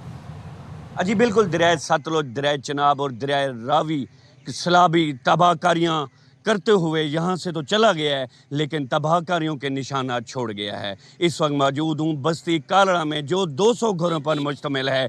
मेरा कैमरामैन दिखा सके तो ये सामने 3 कमरों पर ये घर था, ये दरिया बुर्द हो चुका है। इसी तरह और भी घर हैं जो दरिया बुर्द हो चुके हैं। मेरे साथ मौजूद हैं इलाका मकीन, मज़ीद इनसे जानते हैं इनके क्या नुकसान हुए हैं और कौन से मसाइल में ये हैं। कमरे शमरे सारे ढह गए, हवेलियाँ ढह गए, फसली नुकसान भी थी गए। कुछ है क्या नहीं, ना राशन को भी मिलता पे, ना कोई इमदाद मिलती पे। ऐसा कोई हेल्प मिली वने, कमरे बढ़िया वजन या इमदाद मिली वने, ऐसा वापसी कमरे बढ़ा सकूँ या कुछ कर सकूँ। जी, इनका कहना था कि हमारे घर दरिया बुर्द हो चुके हैं, हम बंद पर मौजूद हैं, ना हमें कैंप मिला गया है, ना हमें राशन दिया जा रहा है। हम हुकूमत से यही मुतालबा करते हैं कि हमारे मवाजियात को आफतज़दा करार देकर हमारे जो घर गिर चुके हैं उनका इस्टीमेट लगाकर हमें तामीर करा दें। अच्छा, ये आप मनाजिर देख रहे हैं इस तरह। अब जो इलाके जहाँ से पानी जो है अब वो कम होता जा रहा है, तो वहीं पर हम सिचुएशन ये देख रहे हैं। पाकपतन की भी अगर हम बात करें तो वहाँ से कहते हैं ना, सैलाब के जाने के बाद अब वहाँ जो मनाजिर हमें नज़र आ रहे हैं उससे तबाहकारियों का अंदाज़ा लगाया जा सकता है कि यहाँ पर क्या सिचुएशन है। कई बस्तियाँ दरिया बुर्द हो गई। तबाह हाल घरों के जो मुतासरीन हैं वो किन हालों में बैठे हैं। ज़ाहिर है एक हद तक आप ज़ाहिर है उनको फैसिलिटेट कर सकते हैं, लेकिन जब ये अपने घरों को लौट रहे हैं, जब ये अपने इलाकों को, अपनी ज़मीनों की तरफ वापस जा रहे हैं, तो इनको वहाँ पे जो नज़र आ रहा है वो आपने देखा कि माई शहज़ादी का घर जो कभी घर हुआ करता था اب وہاں پہ صرف ملبے کا ڈھیر ہمیں نظر آ رہا ہے. سو یہ تمام تر مشکلات ہیں, اب اس سب کے لیے بھی ان کے لیے بھی انتظامات کرنے ہوں گے. بالکل صدف, آپ بالکل صحیح کہہ رہی ہیں. یہ اب پنجاب میں جو صورتحال ہے ہم دیکھ رہے ہیں کہ ادھر نارتھ میں کشمیر بھمبر کی بھی یہی صورتحال ہے. وہاں پہ کی تحصیل ہے برنالہ, وہاں پر اب آپ دیکھیں کہ وہاں پر چلو سیلابی صورتحال تو نہیں تھی, بٹ لیکن جو مونسون ارلی مونسون آیا, پھر جو ایکسٹینڈڈ مونسون تھا, بارشوں اور لینڈ سلائڈنگ سے وہاں پر درجنوں مکانات گرے, منہدم ہوئے. ہم دیکھتے کہ کئی گھروں میں دراڑیں پڑ گئیں, لینٹر کچے ہو گئے, لنک روڈز بند ہو گئی. تو یہ حالات اس وقت اوور آل ملک کے, ہم نے آپ کو نارتھ سے لے کر اور سندھ تک ہم نے آپ کو تمام تر سچویشن بتائی ہے. اس پر مزید بھی بات کریں گے, لیکن یہاں پر ہم ایک بریک لیتے ہیں اور بریک کے بعد واپس آتے ہیں.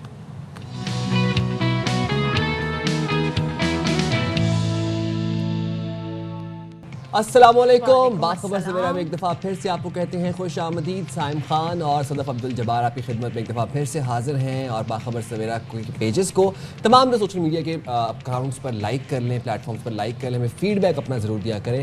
صدف, کل میرا اتفاقاً پہلی دفعہ زندگی میں جب سے میں کراچی آیا ہوں جانا ہوا ایک بڑے اسپتال میں, اور جب میں کسی کی عیادت کرنے کے لیے بیسیکلی وہاں پر گیا تھا, اور وہاں پر جو میں نے مناظر دیکھے, آپ یقین نہیں کریں گے, اسپتال سے باہر نکلتے ہوئے میں نے بس ایک ہی دعا کی کہ یا اللہ جب تک میں اس شہر میں ہوں مجھے دوبارہ کسی اسپتال کا چہرہ نہ دکھانا.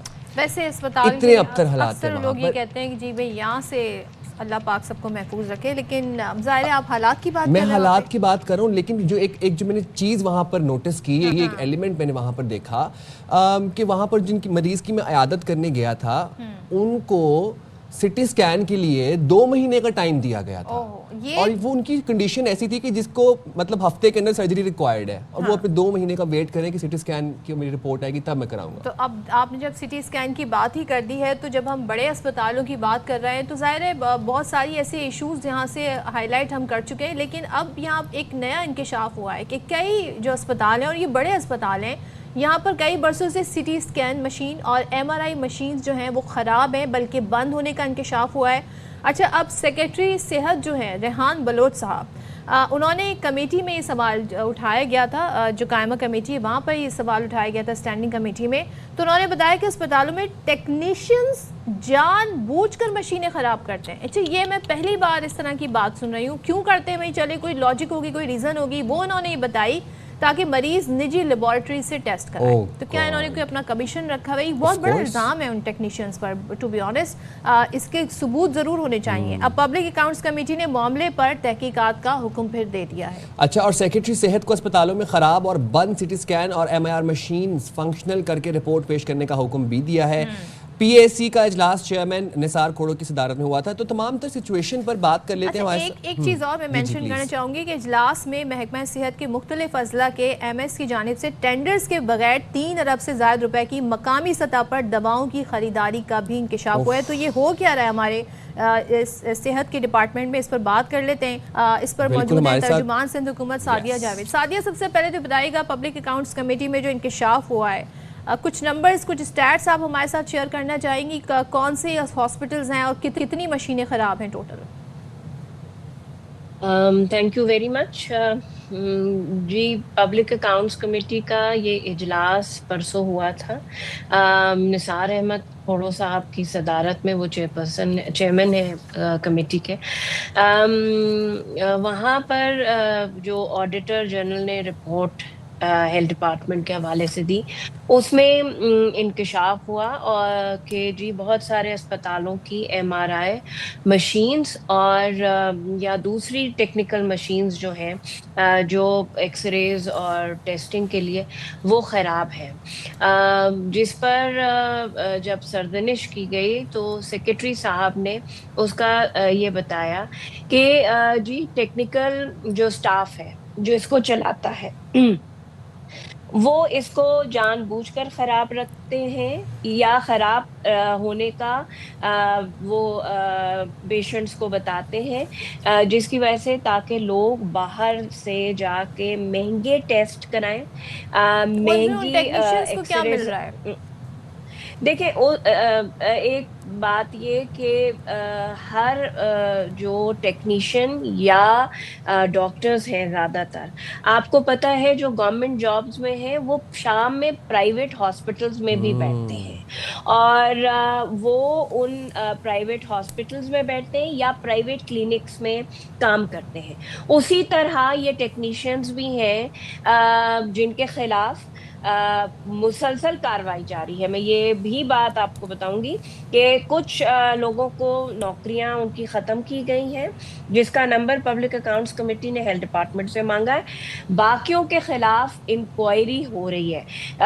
ہم جو سندھ حکومت اس معاملے کو سنجیدہ لیتے کیونکہ ہیلتھ ڈپارٹمنٹ جو ہے وہ ہم دعویٰ ہے ہمارا جس پہ ابھی سائم نے کہا جو مجھے لگا کہ پتہ نہیں سائم کون سے ہاسپٹل میں گئے تھے ورنہ سندھ حکومت جتنا ہیلتھ ڈپارٹمنٹ انفراسٹرکچر پہ خرچ کر رہی ہے وہ شاید ہی پاکستان میں آپ کو بتانا چاہوں گا میں آپ سے یہی پوچھنا چاہوں گا کہ کوئی ایسی کمیٹی ہے جو کہ اسپتالوں کی حالت زار کے اوپر بھی توجہ دے.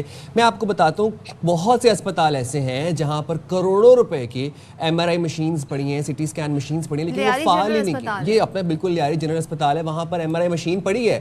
وہاں ویسے آپ بتائیں آپ کی معلومات کے مطابق وہاں پر ویسے فعال ہے ایم آر آئی مشین؟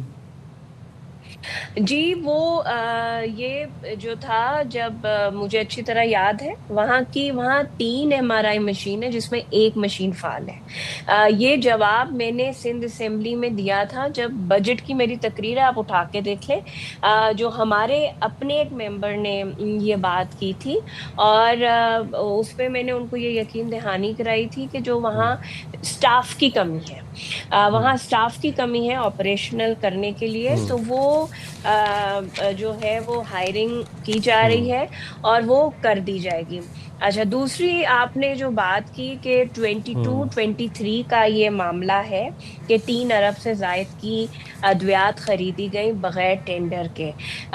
یہ وہ ٹائم پیریڈ ہے جب سندھ میں آپ کو یاد ہوگا 2022 اور 23 یہ وہ پیریڈ ہے جس زمانے میں بارش بہت زیادہ ہوئی تھی اور سندھ میں فلڈنگ ہو گئی تھی اور اس وقت اسٹیٹ آف ایمرجنسی میں تھا. صبح آپ لوگوں کو یاد ہے آپ لوگ رپورٹ کر رہے تھے رائٹ اور لیفٹ دونوں سائڈز پر سندھ میں پانی کھڑا تھا, بہت بڑے پیمانے پر لوگ جو تھے چلیں یہ تو ایک پرٹیکولر کیس ہو گیا نا سعدیہ, لیکن اگر ہم ڈاکٹر رتفہ سول اسپتال کی بات کریں وہاں پر صفائی پر سالانہ 135 ملین روپے خرچ ریکارڈ کے مطابق ہوا, لیکن اس کے باوجود وہاں پر صفائی کا نظام بہتر نہیں ہے. پھر کیا کیا, پھر تھرڈ پارٹی آڈٹ کا حکم دیا ہے. تو یہ معاملات تو مطلب مینیجبل ہیں, یا تو آپ کس کو مورد الزام ٹھہرائیں؟ نہیں بالکل آپ کی بات صحیح ہے کہ سول ہسپتال میں کیونکہ کراچی میں اویلیبل نہیں تھی, میں اس میٹنگ سول ہاسپٹل کے جو کنڈیشنز جو وہاں صفائی ستھرائی کا معاملہ ہے اس پر شکایت ہے. منسٹر صاحبہ نے خود اس معاملے پر نوٹس لیا ہے کیونکہ دیکھیں ہمارے پاس پیشنٹ انفلکس بہت زیادہ ہے. صرف کراچی کے پیشنٹ کو کراچی کے ہاسپٹلز نہیں دیکھ رہے, انٹیریئر سے بھی موومنٹ ہے, پورے پاکستان سے لوگ کراچی میڈیکل ٹریٹمنٹ کے لیے آتے ہیں. NICVD ہو جائے, چائلڈ ہیلتھ کے بارے میں ہو جائے, چائلڈ نیوٹریشن کے بارے میں ہو جائے, جو facilities Sindh government health department provide کر رہا ہے وہ شاید ہی پورے پاکستان. اور اس کے بعد افغانستان سے ہمارے پاس انفلکس ہے, بلوچستان کا پورا بوجھ جو ہے وہ کراچی کے سول ہاسپٹل اور جناح ہاسپٹل اٹھا رہے ہیں. تو یہ بات بالکل ٹھیک ہے کہ جو ہاسپٹلس کی کیپیسٹی ہے اس سے زیادہ پیشنٹ ہے, اسی لیے صفائی ستھرائی کے معاملات ہیں. لیکن اس معاملے کو جب یہ رپورٹ ہوا ہے تو منسٹر صاحبہ خود اس معاملے کو انہوں نے ٹیک اپ کیا ہے اور وہ جو ہے وہ اس کو دیکھ رہی ہیں. میں یہ بھی کہوں گی کہ میں فار شور یہ بات کہ جو سندھ کا میڈیکل سسٹم ہے وہ پاکستان کے تمام میڈیکل ہاسپٹلز اور ان کے مقابلے میں بہتر ہے. اس لوگ دور دراز سے پورے پاکستان سے سندھ کے میڈیکل سسٹم کے لیے لیکن جو باتیں ہم آپ کے سامنے رکھ رہے ہیں یہ خود ایک کا آڈٹ ہو رہا ہے, دوسرے اسٹینڈنگ کمیٹی میں انکشاف ہو رہا ہے. اور میں تو فرسٹ ہینڈ ایکسپیرینس کیا. سعدیہ بھی آپ پوچھ رہی تھی کہ آپ کن اسپتالوں میں گئے. میں 2 دفعہ بیسیکلی میرا جانا ہوا. جناح ہاسپٹل گیا, میں سول ہاسپٹل گیا.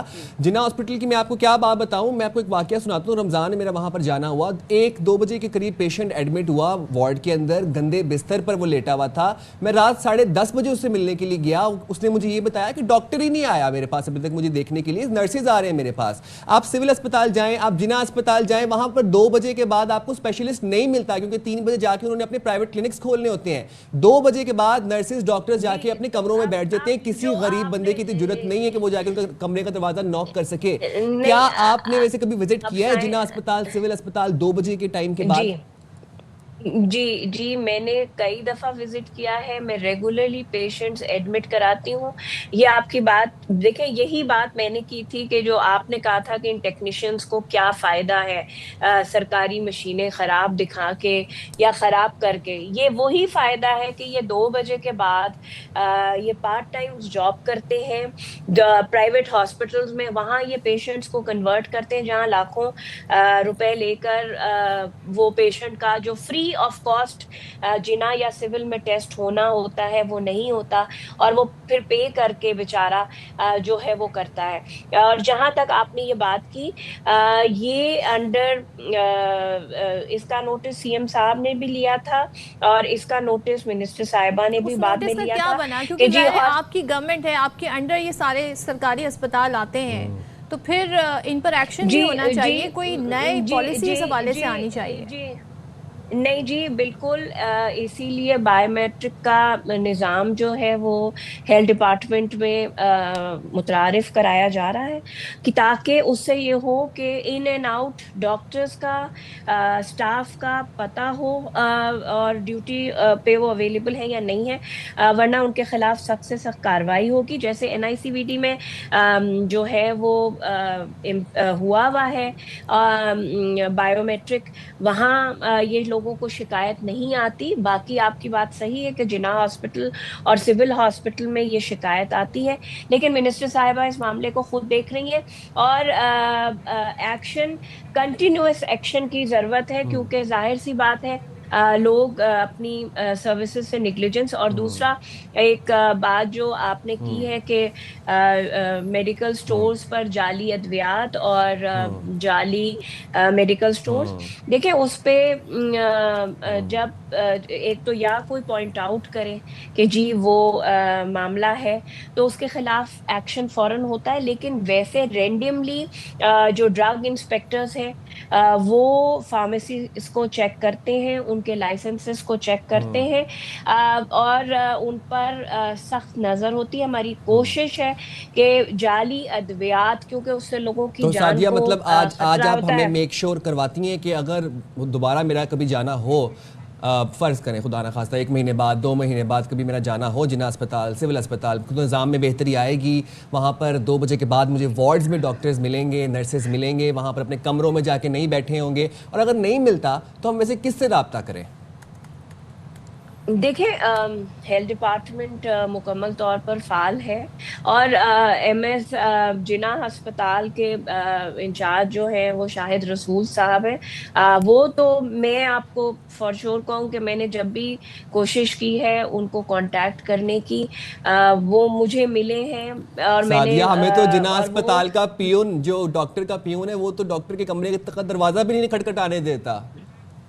یہ آپ نے بالکل شکایت کی ہے. میں اس پہ شاہد رسول صاحب سے ذاتی طور پہ بھی بات کروں گی اور منسٹر صاحبہ کو بھی آپ کا یہ میسج کنوے کروں گی کہ جی یہ ایک عام پاکستانی کی شکایت آئی ہے اور اس کو فوری طور پر ایڈریس کیا جائے, اور آئندہ بالکل یہ کوشش کریں گے کہ آپ کو کیا کسی کو بھی جو پیشنٹ کے ساتھ گیا ہے ہر شہری کو یہ شکایت کا موقع لیٹس ہوپ کہ ایسا ہو. اور ظاہر ہے بہت سارے, اور یہ جو مشینوں والا معاملہ ہے اس کی بھی ذرا انویسٹیگیشن ہو اور سامنے جی وہ انویسٹیگیشن हाँ, एक सवाल वो और जो इन्वेस्टिगेशन हो रही है, थोड़ा ऑफ टॉपिक है, लेकिन क्योंकि बयान आया और हम देख रहे हैं कि पहले पंजाब में जो सैलाब की सूरत हाल रही, क्या वहाँ पे तबाही हुई है, वो सब हमारे सामने है। अज़मा बुखारी वज़ीर इत्तलात है पंजाब की, वो ये कहती हैं कि पंजाब हुकूमत सैलाब मुतासरीन की जितनी भी मदद कर रही है अपने वसाइल से कर रही है।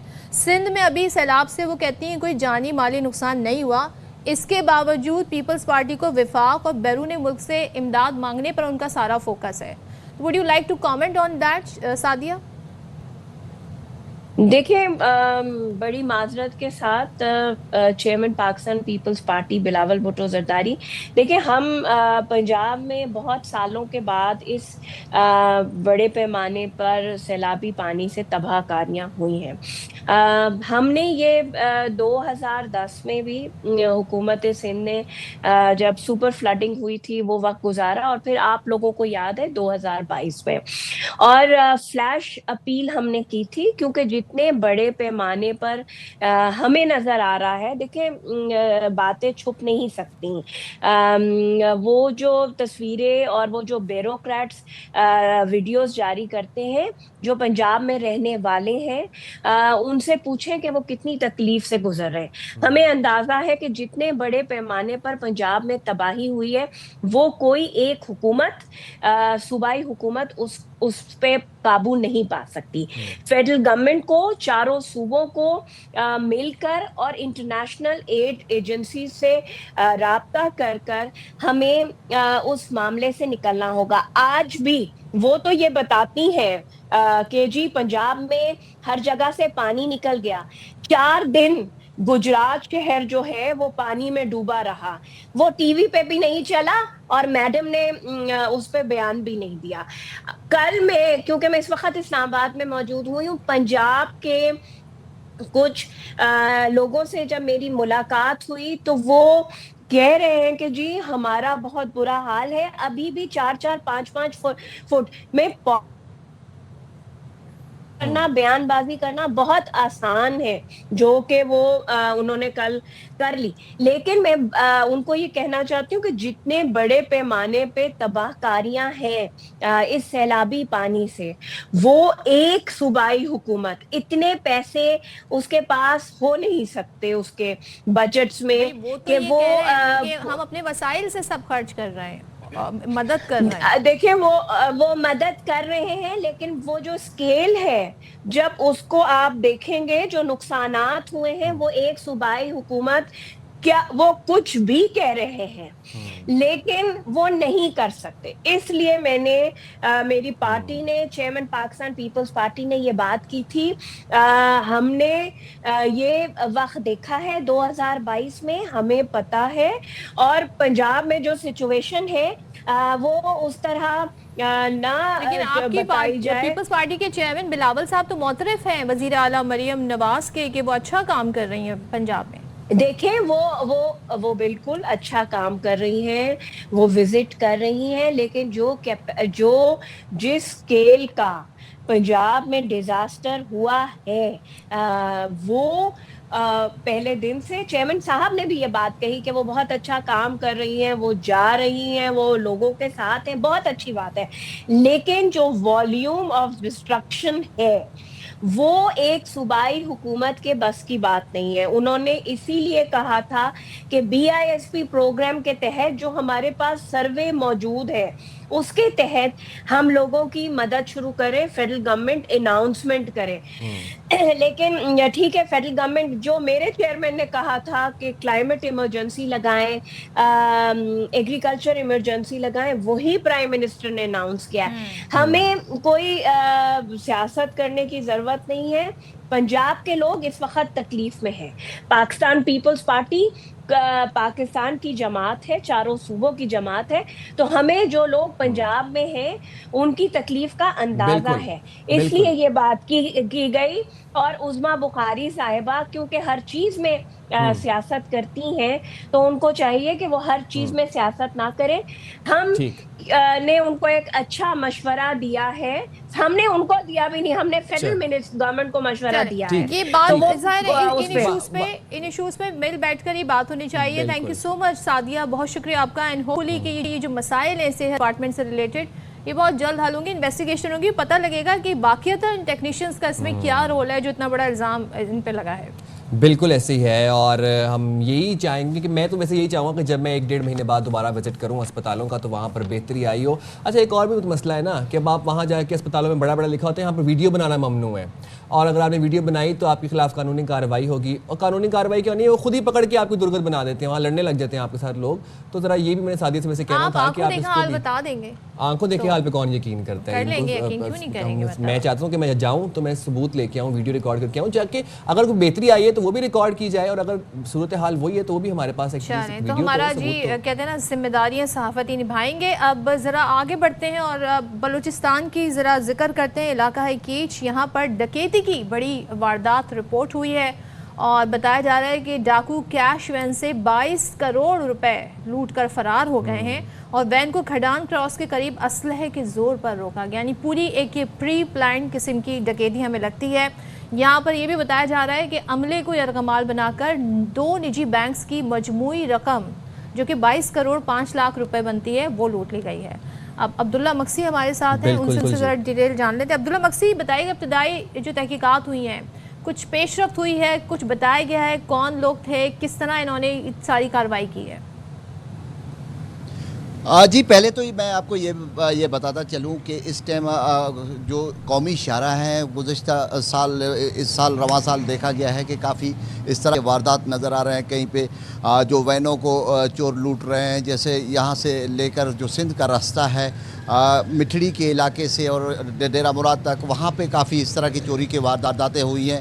تو اس حوالے سے میں آپ کو بتاؤں کہ گزشتہ روز ایک جو واقعہ آیا ہے کیچ کے علاقے میں امیٹ شارہ پہ یہ واقعہ پیش آیا ہے، جس میں جو ڈاکو تھے 22 کروڑ سے زائد جو رقم ہے، جو نجی 2 بینکوں کے پیسے تھے وہ لوٹ کر فرار ہو گئے ہیں۔ تو اس حوالے سے میں آپ کو بتاؤں کہ بلوچستان کی تاریخ کا کہا جائے تو بہت بڑا ایک ڈکیتی تھا جو قومی شاہراہ پہ ہوئی ہے۔ تو اس حوالے سے میں آپ کو بتاؤں کہ جو وہاں پہ جو عملہ تھا اور عملے کو یرغمال بنایا گیا تھا، اور یرغمال بنانے کے بعد جو ڈاکو ہیں وہ پیسے لوٹ کر فرار ہو گئے۔ دوسری جانب میں آپ کو بتاؤں کہ جو اس صورتحال ہے وہاں پہ جو تلاش کی جا رہی ہے، کوشش کی جا رہی ہے کہ جو ڈاکو ہیں ان تک جلد پہنچا جائے۔ عملے کے بارے میں بتائیے گا، کتنے لوگ تھے، ان کے بارے میں کیا معلومات؟ اس حوالے سے جی عبداللہ عملے کے بارے میں بتائیے گا۔ جی بالکل، جہاں دیکھا جائے تو عملہ اس ٹائم محفوظ ہے، عملے کو تو انہوں نے چھوڑ دیا تھا وہیں پہ ہی، انہوں نے بالکل ایسا لگ رہا تھا کہ جیسے پری پلان ہو، ٹھیک ہے نا، وہاں پہ ٹھیک ہے۔ عبداللہ ہمیں تمام تر واقعے کی معلومات سے آگاہ کر رہے تھے، اور بالکل یہ جناب آپ دیکھیں 22 کروڑ روپے کی یہ چوری ہے آپ کے اس کے علاقے میں۔ بالکل حاضر ہوں گے بریک کے بعد، گفتگو کے سلسلے کو یہیں سے کنٹینیو کریں گے۔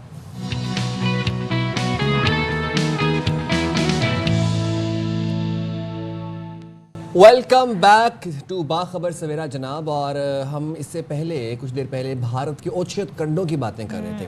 اچھا بھارت جو ہے نا وہ مسلسل پاکستان کے خلاف پروپیگیشن کر رہا ہے، پروپیگنڈا کر رہا ہے، اور ایک فالس نیریٹو آپ کو پتہ ہے گودی میڈیا ڈیولپ کرنے کی کوشش کرتا ہے، جو کہ ہم اس کو ناکام بنا دیتے ہیں، اس کو بے نقاب کر دیتے ہیں۔ آپ کو یاد ہوگا پہلگام جب انسیڈنٹ ہوا تھا تو اس کی تمام تر جو پلاننگ تھی، جو ڈاکیومنٹیشن تھی، وہ ٹیلی گرام پہ لیک ہو گئی تھی، اور وہ ہم نے آپ کو بتائی بھی تھی، وہ ڈاکیومنٹ دکھایا بھی تھا۔ اس کے بعد مہادیو آپریشن کی بھی ایسے ہی لیکس ہو گئی تھیں ڈاکیومنٹس۔ اب کیا کیا ہے، کل یہ خبر آئی جناب کہ بھارت کی پاکستان اور آزاد کشمیر میں سیاسی افراتفری پھیلانے کی سازش بے نقاب ہوئی، اور وہ کیسے ہوئی؟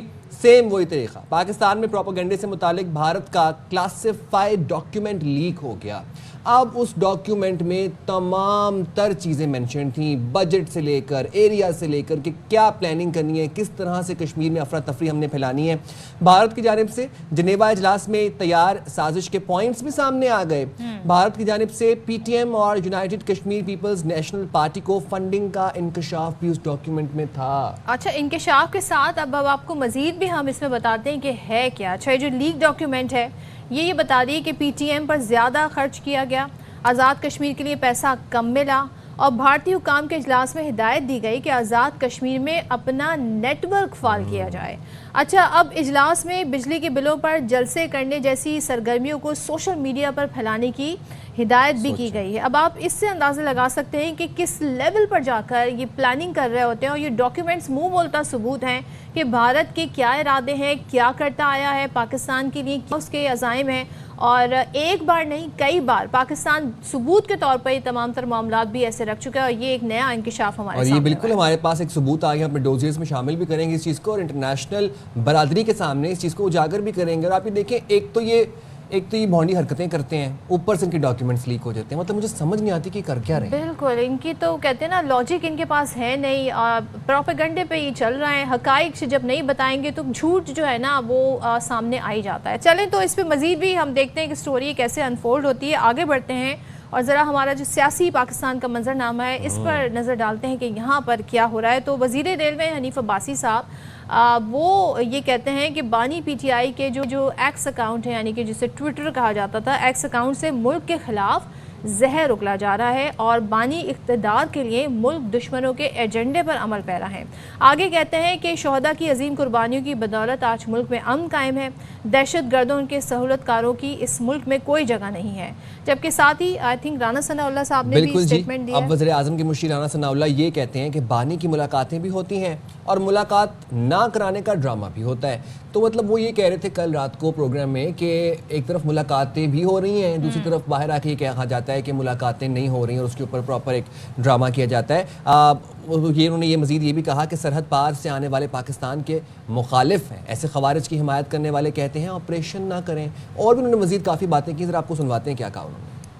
उनकी मुलाकातें भी होती हैं, मुलाकात ना होगा ड्रामा भी साथ साथ होता है। अगर इन्फॉर्मेशन आती भी नहीं है, जाती भी नहीं है, तो वो एक्सटेंडर के ऊपर लंबा लंबा बयान छपता है, वो कहाँ से आ जाता है। केपीके में चैलेंज है और उन लोगों की तरफ से है जो सरहद पार से आते हैं। अब शर्म का मकाम उन लोगों के लिए है कि जो उनकी हिमायत कर रहे हैं, जो कह रहे हैं जी इनके खिलाफ ऑपरेशन ना करो। वो भाई 12 जनाजे हम उठा रहे हैं, आप कह रहे हैं कि उनके साथ बैठ के मुज़ाकरात करें। किसी एक शहीद की फैमिली से उन्होंने आज तक ताज़ियत की हो, बानी पीटीआई से लेके नीचे तक आ जाए, भूले से भी कभी गया, लेकिन दहशत गर्दों के लिए हर वक्त हमदर्दी करते हैं। जो पाकिस्तान को तोड़ने वालों की हिमायत कर रहे हैं, फिर आप किस तरह से कहते हैं कि इनको जी फैसिलिटेट किया जाए, आज़ादी दी जाए, सियासत भी करें, मुल्क के साथ कमिटमेंट तो शो करो ना। अच्छा, मैं सारी इस सूरत हाल में जो वज़ीर आला केपी हैं अली अमीन गंडापुर, उन्होंने स्टेटमेंट दिया है और वो ये कहते हैं जनाब के वफाकी वज़रा ने अफसोसनाक बयानात दिए और कहना था उनका ये कि पीटीआई में बाज़ अफराद एजेंडा चला रहे हैं। अब ये खुद वज़ीर आला केपी का बयान है, कहते हैं मैं उन्हें ख़बरदार कर रहा हूँ कि आप पार्टी को नुकसान पहुँचाना है। तो सुन लेते हैं उनकी ज़बानी वो क्या कह रहे हैं। भी ऐसा दिन नहीं है मेरी जिंदगी में कि मैंने इमरान खान रिहाई के लिए रोजाना की बुनियाद पे अपना किरदार अदा कर रहा हूँ। हम कोशिश कर सकते हैं, बाकी तो अल्लाह ने करना है। मेरी मुलाकात इसलिए नहीं छोड़ते कि इनका एक मकसद चल रहा है कि पार्टी तकसीम हो। पार्टी के अंदर जो बयानियां बनाने वाले लोग इन्होंने छोड़े हुए हैं, एजेंडे वाले भी हैं, कुछ नादान हैं और कुछ मुनाफिक हैं। तो मुझे अब नहीं मिलने दे रहे, इसीलिए उससे मैं डैमेज हो रहा हूँ। फिर यहाँ पे हमारे वाले कहते हैं अली अमीन के तो बड़े अच्छे ताल्लुकात हैं। अच्छा, this is not a new statement, लेकिन हाँ वज़ीर आला के लेवल से स्टेटमेंट आना, अली अमीन गंडापुर की जानिब से स्टेटमेंट आना कि जनाब पार्टी के अंदर बहुत सारे ऐसे लोग हैं जो एजेंडा चला रहे हैं। हमने देखा पार्टी के अंदर दूसरे लोग भी हैं जो अक्सर व बेशतर वज़ीर आला केपी के हवाले से भी बातें कर रहे होते हैं और सब एक दूसरे पर लगता है पूरा एक ग्रुप बना हुआ है और उनकी अपनी अपनी जो है वो इस वक्त कहते हैं ना स्टेटमेंट हमारे सामने आ रहा है। हर बंदे की अपनी 1.5 इंची एक मस्जिद है। तो तमाम तर सियासी मंजरनामे में बात करते हैं। ब्यूरो चीफ इस्लामाबाद खावर घुमन ने ज्वाइन किया। बहुत शुक्रिया खावर, आपने बाखबर सवेरा के लिए वक्त निकाला। राना सनाउल्लाह से बात शुरू कर लेते हैं। कल वो ये कह रहे थे कि एक तरफ ये कहते हैं कि मुलाकातें नहीं हो रही, जबकि मुलाकातें हो रही हैं। चलिए अगर मान लेते हैं कि मुलाकातें नहीं भी हो रही, तो फिर ये जो बानी के एक्स अकाउंट के ऊपर लंबे लंबे बयान छपते हैं, लंबी लंबी इन्फॉर्मेशन के पैगामात आते हैं, वो कहाँ से आ रहे हैं? तो ये हम देख रहे हैं हुकूमत और पीटीआई के दरमियान एक तनाव सी की कैफियत है। क्या मुस्तकबिल करीब में हालात आप बेहतरी की तरफ जाते नज़र आ रहे हैं आपको? क्या मुज़ाकरात की तरफ कुछ नज़र आ रहे हैं हालात जाते हुए? देखिए जी, ये जो पाकिस्तान के अंदर इस वक्त सियासी तनाव है, खासतौर पर अपोजिशन और हुकूमत के दरमियान, और अपोजिशन में ज़ाहिर है पाकिस्तान तहरीक इंसाफ है, तो हाल तो किसी मौके के ऊपर उसी सूरत में निकलेगा जब ये लोग अक्रॉस द टेबल बैठेंगे, बात करेंगे। और हमने माजी के अंदर भी देखा जितनी भी सियासी लड़ाइयाँ हुई पाकिस्तान के अंदर, तो हल उसी वक्त निकला जब बातचीत हुई। अब बातचीत कब होगी, कैसे होगी, किस माहौल में होगी, इसका फैसला तो जाहिर है दोनों तरफ नहीं करना है। باقی جہاں تک آپ نے یہ سوال کیا کہ جی اب حکومت کی طرف سے ظاہر ہے ایک بات کی جا رہی ہے، ہم دیکھ رہے ہیں کہ 2 دن سے علی امین گنڈا پور صاحب وہاں پہ جا رہے ہیں جیل کے باہر، وہ کہتے ہیں جی مجھے ملاقات نہیں کرنے دی جا رہی ہے. ظاہر ہے ایک صوبے کے چیف منسٹر ہیں، اگر وہ مل بھی لیں تو میرے خیال میں کوئی ایک بہانہ نہیں رہے گا. تو ساتھ میں یہ بھی بات بالکل درست ہے حکومت کی کہ کچھ لوگ جا کے ملتے بھی ہیں، اور ان کے جو وکلا ہیں خاص طور پر بیرسٹر گوہر صاحب چیئرمین پی ٹی آئی ہیں وہ ملتے ہیں، جو بیرسٹر گوہر ہیں، باقی پچھلے دنوں ان کے جو خاندان کے لوگ ہیں وہ بھی مل رہے ہیں، ملاقاتیں ہو بھی رہی ہیں. لیکن ظاہر ہے پی ٹی آئی جس انداز سے ملاقاتیں چاہ رہے ہیں اس انداز سے وہ کہہ رہے ہیں کہ ہمیں ملاقاتوں کا وقت نہیں مل رہا. تو یہ کشمکش جو ہے، یہ لڑائی اس وقت تک جاری رہنی ہے جب تک ظاہر ہے بنیادی تنازع دونوں طرف کے درمیان ہے. وہ ظاہر ہے ہم نے دیکھا ہوا ہے کہ فروری الیکشن سے آنورڈ یہ تنازع چل رہا ہے. تو امید ہی ہم کر سکتے ہیں کہ دونوں طرف جو ہیں بیٹھے، کیونکہ پاکستان کے اس وقت جو مسائل ہیں، ہمارے جو چیلنجز ہیں خاص طور پر معاشی چیلنجز، اور اسپیشلی کرنٹلی جو سیلاب آئے ہیں پنجاب کے اندر اور اب ظاہر سندھ کے اندر پانی جا رہا ہے. دیکھیں لٹرلی جو ہے اس وقت پورا پنجاب جو ہے وہ اس کی جو ایگریکلچر ہے وہ تباہی کی ایک کہانی سنا رہی ہے. اس کے ساتھ ساتھ آپ دیکھ رہے ہیں کہ یہ تو یہ 2 پارٹیوں کی ہم بات کر رہے ہیں نا، اور اس وقت آپ بالکل بجا فرما رہے ہیں کہ ضرورت ہے یکجہتی کی، اس وقت ضرورت ہے ملک کو، تو پارٹیوں کو اپنے اختلافات ایک طرف رکھنے چاہیے. لیکن اگر ہم صرف پی ٹی آئی کی بات کریں تو علی امین گنڈا پور صاحب آج ہمیں یہ کہتے نظر آ رہے ہیں، پہلے کچھ لوگ ان کے بارے میں اس طرح کی باتیں کہتے نظر آتے تھے، وہ کہہ رہے ہیں جی بعض افراد ایجنڈا چلا رہے ہیں، پارٹی کو نقصان پہنچا رہے ہیں. تو یہ جو اختلافات ہیں یہ بجائے کم ہونے کے پاکستان تحریک انصاف میں دن بدن ہم دیکھ رہے ہیں کافی زیادہ شدت اختیار کر رہے ہیں. تو آپ ان کے اس اسٹیٹمنٹ پر کیا تبصرہ کریں گے وزیر اعلیٰ کے؟ دیکھیں یہ صدف شروع دن سے ہم دیکھ رہے ہیں کہ جو لوگ اندر ملنے جاتے ہیں، جو بھی گروپ مل کے آتا ہے وہ باہر آتا ہے تو ایک اپنا ایک بیانیہ بتاتا ہے کہ جی ہماری بانی کے ساتھ یہ ملاقات ہوئی ہے اور بانی نے یہ میسج دیا. دوسرا گروپ مل کے آتا ہے تو وہ آ کے ایک مختلف کہانی سناتا ہے. تیسرا گروپ جاتا ہے تو وہ جا کے کہتا ہے کہ جی ہم نے بانی کو یہ بتایا اور بانی کا یہ خیال ہے کہ یہ کچھ ہونا چاہیے. اس کے ساتھ ساتھ آپ دیکھ رہی ہیں کہ ظاہر ہے جو سب سے بڑا ایشو جو آپ نے جس کے اوپر بات بھی کی کہ ان کے جو ہے ٹویٹر اکاؤنٹ جو ہے جو کرنٹ جو ایکس ہے اس کے اوپر لمبے ان کے بیانات بھی آتے ہیں.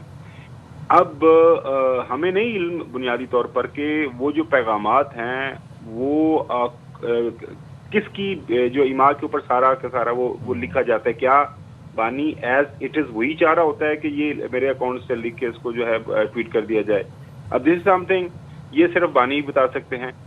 تو میری رائے میں یہ جو کشمکش ہے، لڑائی ہے پارٹی کے اندر، یہ تقسیم ہے، گروپ بندی ہے، یہ اس وقت تک جاری اور ساری رہنی ہے جب تک بانی کے ساتھ کمیونیکیشن بہتر نہیں ہو جاتی، یا کسی موقع کے اوپر ان کو اگر فرض وہ جیل سے باہر آتے ہیں اور آ کے وہ اپنا جو پارٹی کی براہ راست جو ود ان پارٹی یہ سارے مسائل ہے اس کا حل نہیں کرتے، اس وقت تک یہ سارے معاملات چلتے رہنے. ظاہر ہے پارٹی ہے، ایک بڑی پارٹی ہے، وہاں پہ یہ بھی ایشو رہتا ہے کہ جی پارٹی کو چلانا کس نے ہے، پارٹی کے اندر یہ ساری جو تقسیم ہونی ہے عہدوں کی اور پارٹی کی پالیٹکس ہے اس کو کس طرح لیڈ کرنا ہے، کیسے کس انداز سے کرنا ہے. فار ایگزامپل حالیہ دنوں کے اندر پارٹی کے اندر ہم جانتے ہیں کہ اکثریتی رائے یہ تھی کہ جو پارلیمان میں لوگ بیٹھے ہوئے ہیں کہ ہمیں کمیٹیز نہیں چھوڑنی چاہیے، ہمیں پی ایس سی نہیں چھوڑنی چاہیے، ہمیں پارلیمان کا ایکٹیولی پارٹ رہنا چاہیے. لیکن ظاہر ہے اندر جو بانی نے فیصلہ کیا کہ پارلیمان سے نکل جائیں، اس کا کوئی فائدہ نہیں ہے.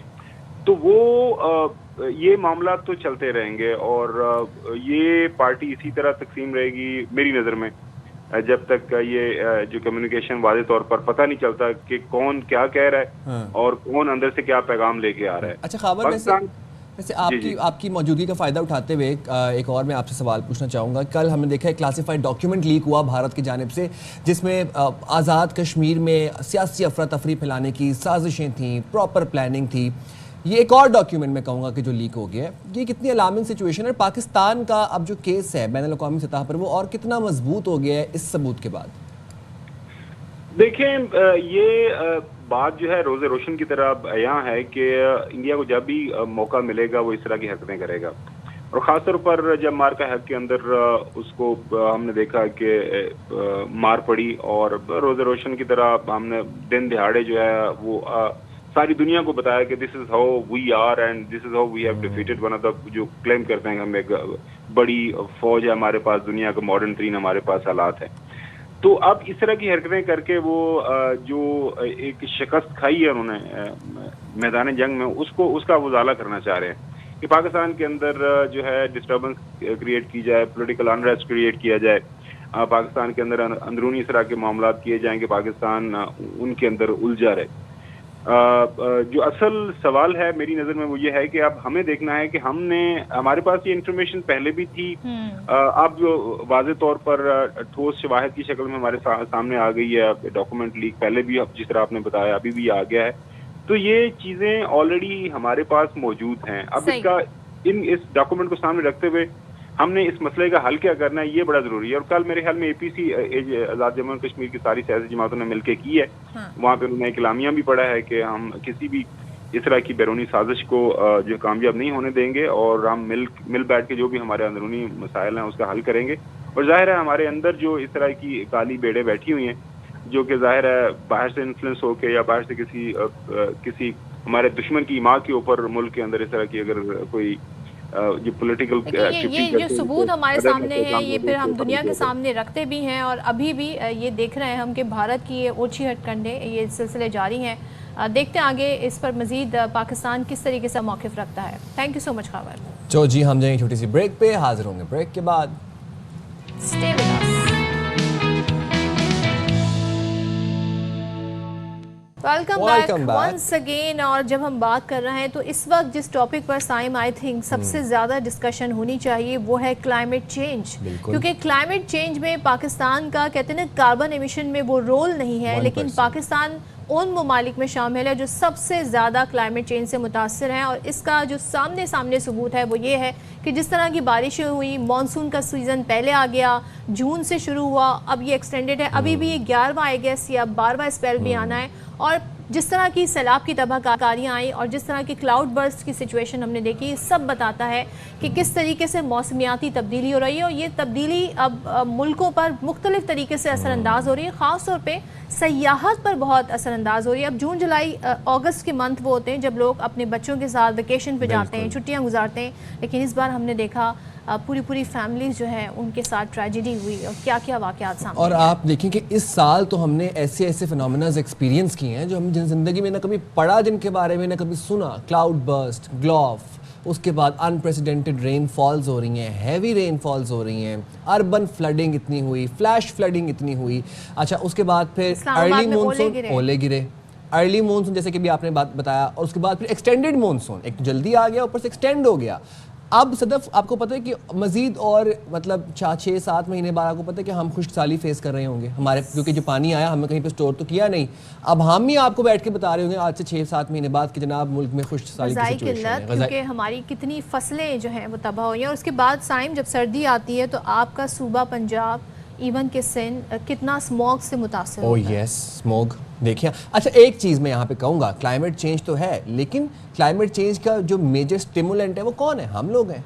हमने अपने माहौल का ख्याल नहीं रखा। आज हम सियाती मकामात की बात कर रहे हैं, मुझे किसी जगह पर ले जाएं आप मुझे लुलू सर ले जाएं, आप मुझे नीलम वैली ले जाएं, आप मुझे किसी लेक पे, किसी दरिया पे ले जाएं, मैं आपको दिखाऊंगा वहाँ पर हमने कैसे प्लास्टिक फेंका हुआ है। आप यहाँ सी व्यू ले जाएं, मुझे दूर की बात नहीं कर रहा। हमारे अंदर जो ये एक मिजाज बन गया है ना कि हम जाते हैं, एंजॉय करते हैं और वहीं पर कचरा जो है वो छोड़ कर आ जाते हैं, वो हमारे ऊपर अब सारी सिचुएशन आ रही है। लेकिन ज़ाहिर है एक बड़ा ज़रिए मुबादला है जो सयाहत से कमाया जाता है, उसको भी डैमेज हो रहा है। तो इस पर बात कर लेते हैं कि किया क्या जाना चाहिए।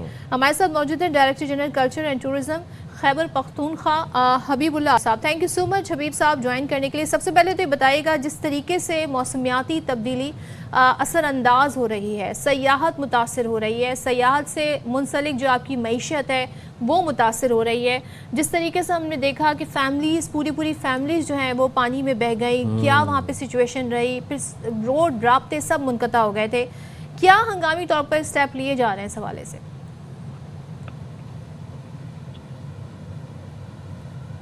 जी हबीब साहब आप सुन सकते हैं। अस्सलाम वालेकुम। जी वालेकुम मैम। वालेकुम अस्सलाम। How do ma'am, thank you very much जी for taking me on the call जी।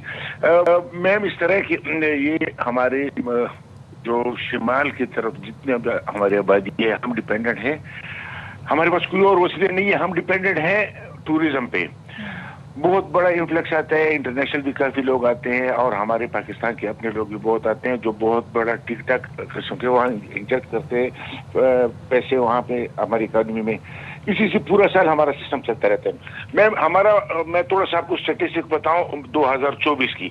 2024 में तकरीबन 1.5 करोड़ बंदे हमारे पास आए थे पूरे दुनिया से, सबसे ज्यादा हिस्सा पाकिस्तान का ही था। फिर हम इसको एक्सपेक्ट कर रहे थे कि जिस तरह से हमने डेवलप किया है, हमने थोड़े से इन्वेस्टमेंट किए है, फिर जीबी ने और हमारे नॉर्दर्न एरियाज ने जिस तरीके से इनको प्रिपेयर किया अपने आप को, हम एक्सपेक्ट कर रहे थे कि इस साल हमने 2 करोड़ मेहमानों को खुशामदीद कहना है। बदकिस्मती हमारी हो गई, जिस तरह हमारे भाई ने बताया कि बहुत सारे लोगों के लिए इनाम नहीं है, लेकिन चूंकि हम इसी फील्ड के बंदे तो ये टोरेंशियल रेज रूटीन से ज्यादा हो गई। जो फ्लैश फ्लड्स हैं हमारे वो रूटीन से ज्यादा हो गए। क्लाउड बर्स्ट रूटीन से ज्यादा हो गए। ये हर साल होते रहे हैं पिछले मिलियंस ऑफ ईयर से, लेकिन अब ये इस साल बदकिस्मती से बहुत कम अरसे में बहुत ज्यादा इश्यूज हो गए हैं। फिर इसमें जानी नुकसान बहुत ज्यादा हो गए, माली नुकसान लोगों के बहुत ज्यादा हो गए।